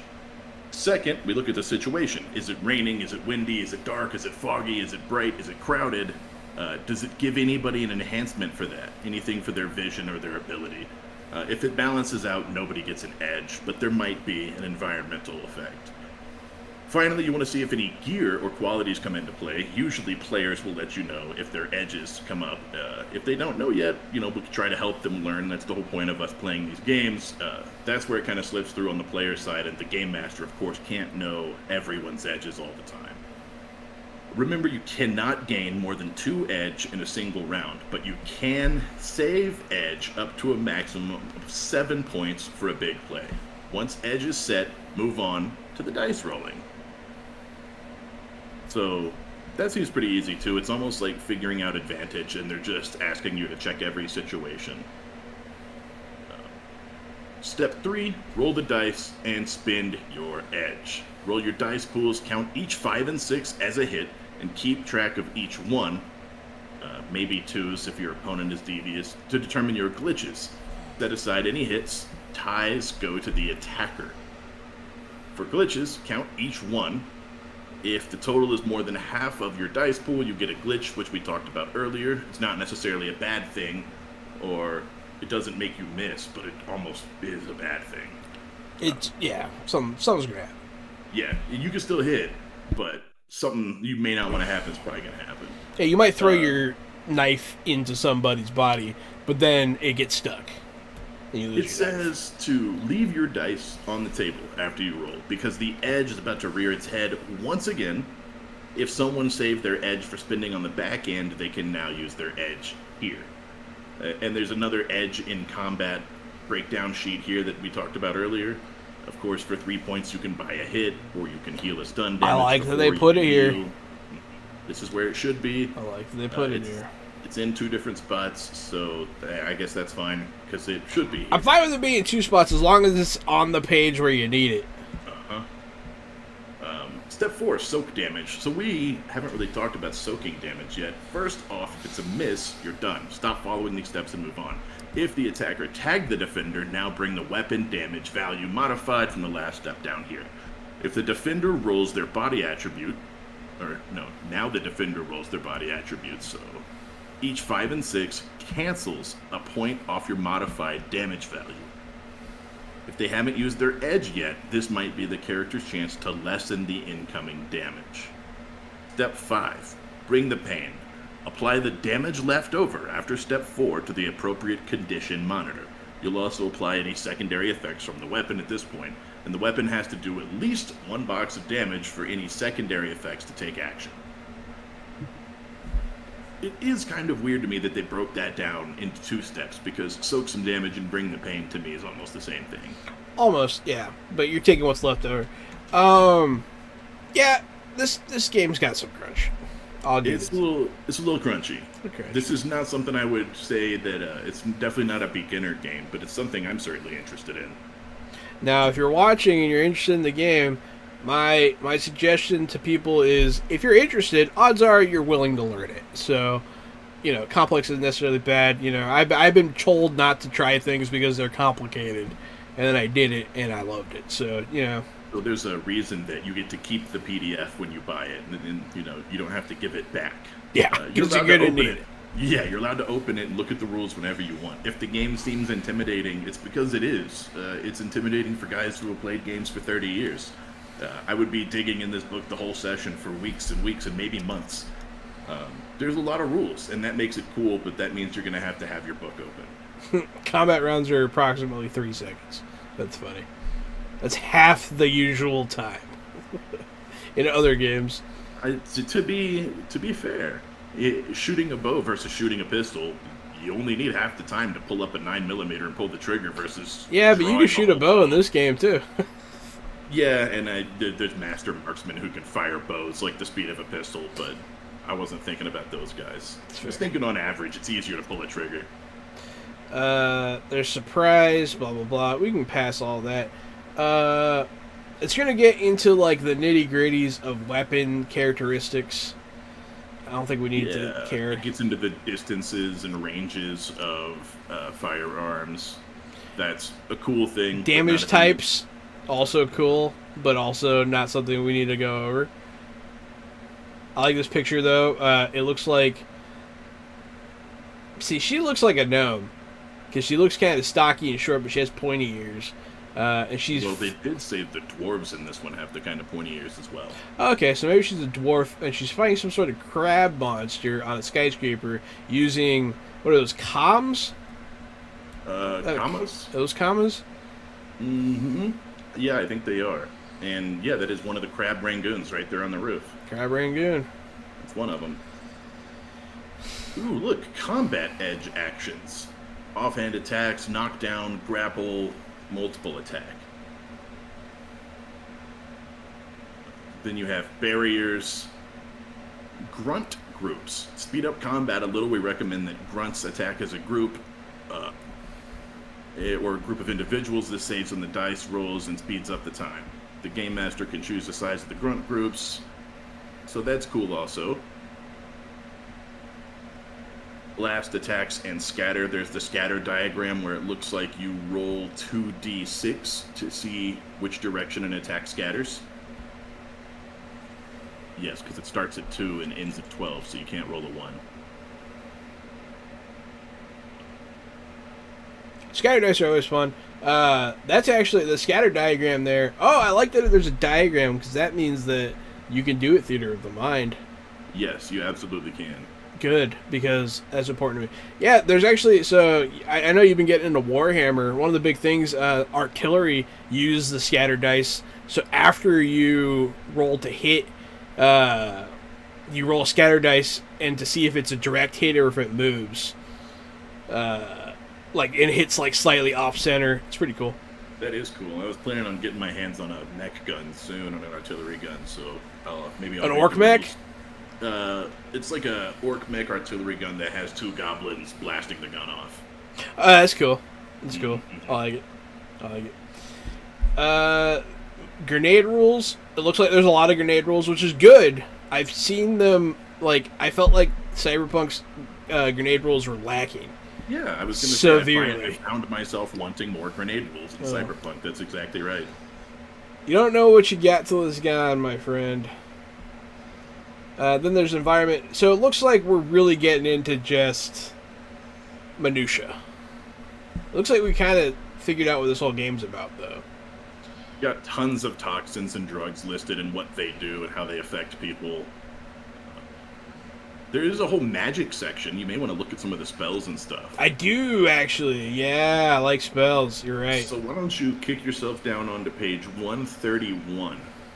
And that puts us right where we want to be for spells. There's rules about... I'm skipping all the rules for, like, recognizing magic, that kind of thing. But let's get to just the fun part. Let's look at the spells of Shadowrun. If you're rolling a spellcasting test, first of all, I know this isn't exciting, but it's sorcery plus magic. That's your roll. What? Cool? Yeah, cool. So combat spells. There's direct combat spells, indirect combat spells. Indirect combat spells... looks like Acid Stream and Toxic Wave, Clout, Blast, Lightning Bolt, Lightning Ball, Flame Strike, Fireball, Ice Spear, Ice Storm.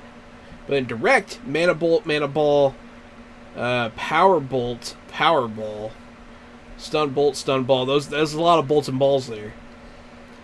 Seems kind of unnecessary. But then there's also detection spells, Analyze Device, Magic, Truth, Clairaudience is different than Clairvoyance, apparently. The person on whom this is cast gains the ability to hear distant sounds. Gotcha. Interesting. Then there's Clairvoyance, Combat Sense, Detect enemies, Life, and Magic. Mind Link, which... probably what it sounds like. Mind Probe. Then you got your health spells, Antidote, Cleansing Heal, Cooling Heal, Decrease Attribute, and Regular Heal. Increase Attribute, Increase Reflexes, Resist Pain, Stabilize, Warming Heal. So they have, it looks like they have a lot of, they're broken down in a lot of cool sections, like it. They have a illusion section, agony, confusion, chaos. Fun stuff, man. Big Hush. fan of the manipulation spells, where you can animate metal, plastic, stone, or wood. Ooh, You okay. can create armor. You can control actions. Yeah, darkness and light. Mhm. Control thoughts. Fling, yeah. Mystic armor, focus burst, levitate, overclock. So they have them broken down into essentially schools, Yes, they do. which is cool. And it doesn't look like they stop you from crossing any schools either. They're just No. broken into these sort of schools just for, Ease. just for organization's sake. There's also a separate set of rituals. Yes, that's right, because those were just the first kind of spells, right? Those were just the indirect spells? Those are combat spells. Okay, those are And combat. there's ritual spellcasting, which you choose a ritual leader. You choose the ritual, you set up the foundation, you spend reagents, you perform the ritual, and you seal the ritual.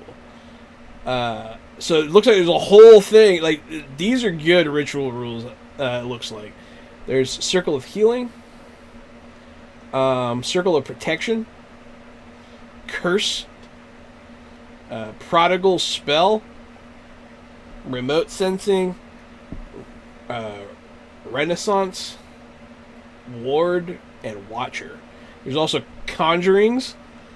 So there's Summoning, Banishing. Summoning and Banishing are the two kinds. And then there's a whole type of spirit section. So you've got spirits of air, spirits of beast, spirits of kin, spirits of water, spirits of earth, spirits of fire, spirit mind link, spirit range, spirit etiquette, and that takes us to enchanting, under which you can find alchemy, or actually enchanting an object, preparing to put spells inside of things. Yeah, it's this entire different type of magic with its own rules. Artificing has its own rules. There are rules on reagents as you scroll down, page 153. They get into it, man, in the right way, I think. The 7 categories of spell casting foci are enchanting, metamagic, power, key, spell, spirit, and weapon. Well, that's cool. And then there's the adepts who can channel magic. I think they do it differently. What do they enhance themselves? Yeah, so they flow magic into their bodies to be badass. So that's another. So there's already like 6 kinds of magic. I keep getting ready to stop looking at the magic, but they keep adding new types that I've never thought of really, which is cool. Killer hands. I like that. All right. This is where we're getting down to those mentor spirits I was telling you about earlier. Page 162. So you got Astral combat. All right. Sorry. I was going to say, after you go through that astral build, there's the mystical adepts. They do the astral stuff. Astral signatures, astral projection, astral combat. And that's what takes you to the mentor spirits. So these are kind of cool. I guess these are sort of druidy. Yeah. Are these also, is this where you would go if you were going barbarian? Mm-hmm. I guess so. I mean, if you want, I mean, you can be a barbarian without spirits, though. You can. I was just curious if this also filled that niche. One of the spirits is the Dragon Slayer. Spirit of the Bear, the first thing you get is edge boosts cost 1 less to resist damage. So I would say, yeah, that's probably where your barbarian would be. Yeah, there's bear, coyote, cat, dog, dragon slayer, eagle, mountain, firebringer, rat, seducer, shark, sea, wise warrior, snake, wolf, thunderbird. Those are all the different, yeah. Mountain is not what I thought it would be. Mountain gives you 1 less cost for edge boosts outdoors. Your counterspelling and anchored rituals cost 1 less, and you get 2 free levels of mystic armor. That's dope. Yeah, Vampire, you're not wrong. It is, yeah, we agree. We all agree that it is crunchy. Yeah. But I played back in the day. I haven't played this edition, but I played back in the day, and it was a ton of fun. So, Might be worth it. I still think that I would have a lot of fun with this. The Firebringer costs 1 less for engineering, 1 less for spells of manipulation, and you get a free improved ability when you're adept. So I could see myself being an adept Firebringer spirit troll mechanic that is, like, dedicated to the spirit of fire and to engineering and to making these vehicles that just spew fire and smoke in sort of a Warhammer Orcs kind of way. I wonder whoever would give me that inspiration. It could be super dope. The next section is all about the Matrix. I don't want to read through that because it also seems just as crunchy as the Magic. But there's a huge section on the rules for when you're in the Matrix and how it works. So that's cool. And yes, they mean the Matrix. It's exactly what it sounds like. The Matrix is just the Matrix? The Matrix is the Matrix, yes. Great. That sounds great. Yeah. What's wrong with that? Are some people, like, stuck in the Matrix? Like, they don't know that they live in the Matrix? I don't know. I guess they could be. Yeah, I guess they could be. Yes, they could be. They could be. Have you seen the show on Apple TV, Severed? Well, I know what it is, but I haven't watched the whole thing. It could be like that, like they don't remember their outside lives when they're inside and they think they're programs or something. Yeah, that's crazy, and we could all be like that. Bro, yeah, like when we go to sleep, we could be waking up in our real lives as like omnipotent astral beings. Odds are, like, each astral being controls like 1,000 of us, though. The Matrix actions. The first one is backdoor entry, and the second one is brute force. And I think that that's funny. Yep, that is funny. Brute force didn't open the back door? Yep. Nice. That's butt sex joke. Then shortly thereafter, crack file. But, Oh, I was saying shortly thereafter, it's jack out. Man, they just keep coming. They just keep coming. But yeah, formatting devices. Look at all these. Look at these are for the Matrix. Jeez. And then it keeps going. I'm not complaining. Don't get me wrong. This is awesome. After that, you start to look at the sort of spells you can cast in the Matrix. So you're looking at Acid and Binder, Black Ice, Blaster, Crash, Scramble, Jammer, Sparky, Tar Baby, Killer, Marker. This is your Technomancer type of stuff. Really cool stuff here, man. What do you know about sprites? Not the beverage. Don't tell me anything about lemon and lime right now. Let's see.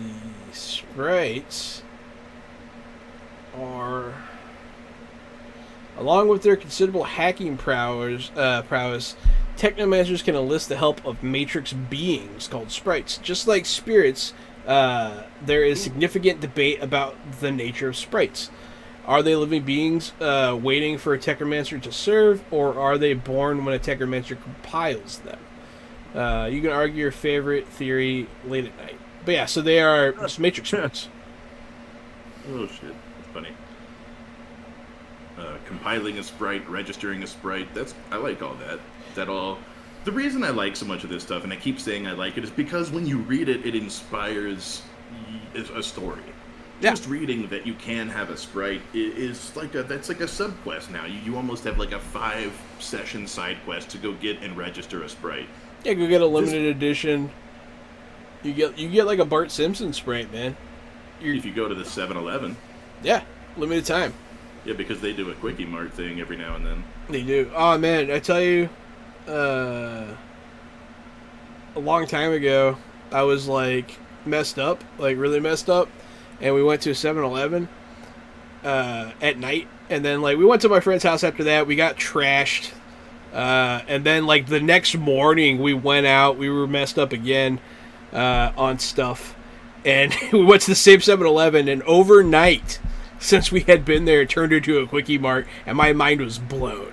Yeah, hell yeah. It was blown. I was so beside myself. But yeah, anyways, sorry. After that, there's rigging rules, which are not nearly as extensive. And then it gets into like wildlife and stuff. Now we're starting to get into DM territory there. But this book has everything. It's a 340-page juggernaut of a book with great artwork, chunky rules, and a system that inspires. I like this one. I do too, man. It's written with tons of flavor. It's got a lot of options. I think you already mentioned the pretty artwork. And as a fan of just dystopian future settings in general, I mean, it's a soft spot for me. If it's a dystopian future, anything, I'm going to watch it. I like dystopian future sci-fi. Same. So you take cyberpunk and you sprinkle on a bunch of magic, you add a couple of fantasy races, and you throw dragons in the mix, and you have my attention. It's a great book, full of options, and I'm totally into it. No complaints, except for maybe that it's huge, but that's not a complaint. If you had it at your house, that's the kind of thing that you could flip open and always be inspired. Yeah, the crunch is a lot. 300 pages is a lot, but these books aren't designed to be PDFs. They're designed to be 300-page hardcovers. Yeah, it would probably be a little easier to flip back and forth through that. But, yeah, I mean, the crunch is a nice change of pace from a lot of the rules light stuff that's been coming out lately, which I have no problem with. I like it in a lot of instances, but it is nice to get a hardcore TTRPG in my hands again. So I really love narrative systems, but I also like having lots of options. Yeah. And those things are completely counter to each other. The more options you get, that means it's crunchy, crunchy, crunchy. But narrative games allow you to do almost anything, so they seem less limiting in a way. But I think there's a place for each kind of But it game. also means that everything means less, yeah. Yes, that's exactly right. Everything means less because there's not as much crunch. You're Yeah. making those decisions, and everything's sort of vanilla when you do that. And making it through an encounter where like failure practically wasn't an option is just different. It's just different. Nothing wrong with it, and sometimes I like those games, but I like this more binary pass-fail heavy system. I do enjoy this. This is back to like roots. I say this is certified fresh. I would love to play it sometime. Yeah, I would also love to play Shadow Run. Gotta put this on our list. Let's call it certified fresh. Yeah, this book doesn't go in the trash at all. This book deserves some playtime. This fantasy aspect is what always kept me away in the past, but yeah, the inspiration. So I've actually, when I played this game, the fantasy aspects were almost completely stripped away. And it became a human game. It became a human cyberpunk game, and it was really fun that way.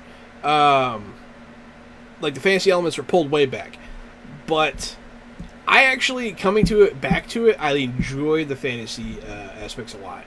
Sorry, I was answering Vampire Bites here. Yeah, no, that's fine. I think it's really cool that like, oh no, that corporation's about to like cement a merger. So instead of like corporate espionage, let's go summon a dragon in their basement. You know, like that's cool. That's really cool corporate espionage, man. I don't know. That's fun stuff. I just think it's interesting. And it's There's different. something cool about like living in the Badlands and being one of the wasteland guys, building a car and surviving in your tribe, but then also having to deal with like purple worms and giant sand monsters out there. Yeah, you're like playing Road Warrior meets like D&D out there, and then like, but cities are still, I don't know. Yeah, there's a lot going on in this game. I think it's good, man. I want to play. Inspiration abound.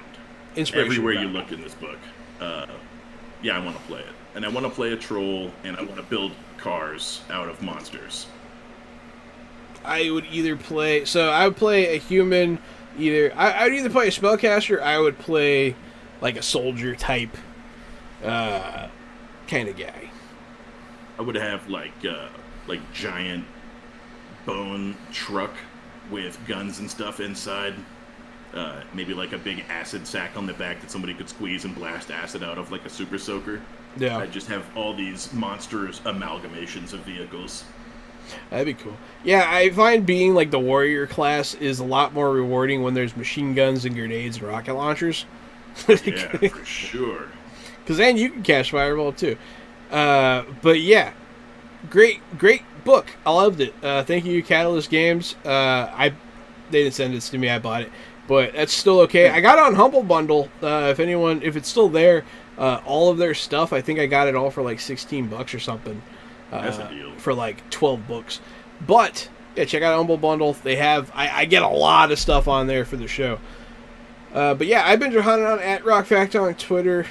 Thanks for watching. This has been Fresh Out the Box Talks About Shadowrun. It's me, Casualty CDG, and if you like tabletop role-playing games, Jahan and I are playing games or talking about games every single Wednesday, Thursday, and Friday at twitch.tv/Jahananon. We also have a YouTube that's Fresh Out the Box, and we have a Facebook. It's Fresh Out the Box. We also have a podcast. It's Fresh Out the Podcast. On that show, we talk about movies, we talk about games, we talk about streaming shows. We try to talk about things that are relevant or easy to watch and things that we think you might enjoy. So check out Fresh Out the Podcast if you need more of us just to make you laugh and have fun during the week. And check out Fresh Out the Box if you want to see more tabletop role-playing games and us pretending to be other people in other places. Thanks for watching. Stay fresh.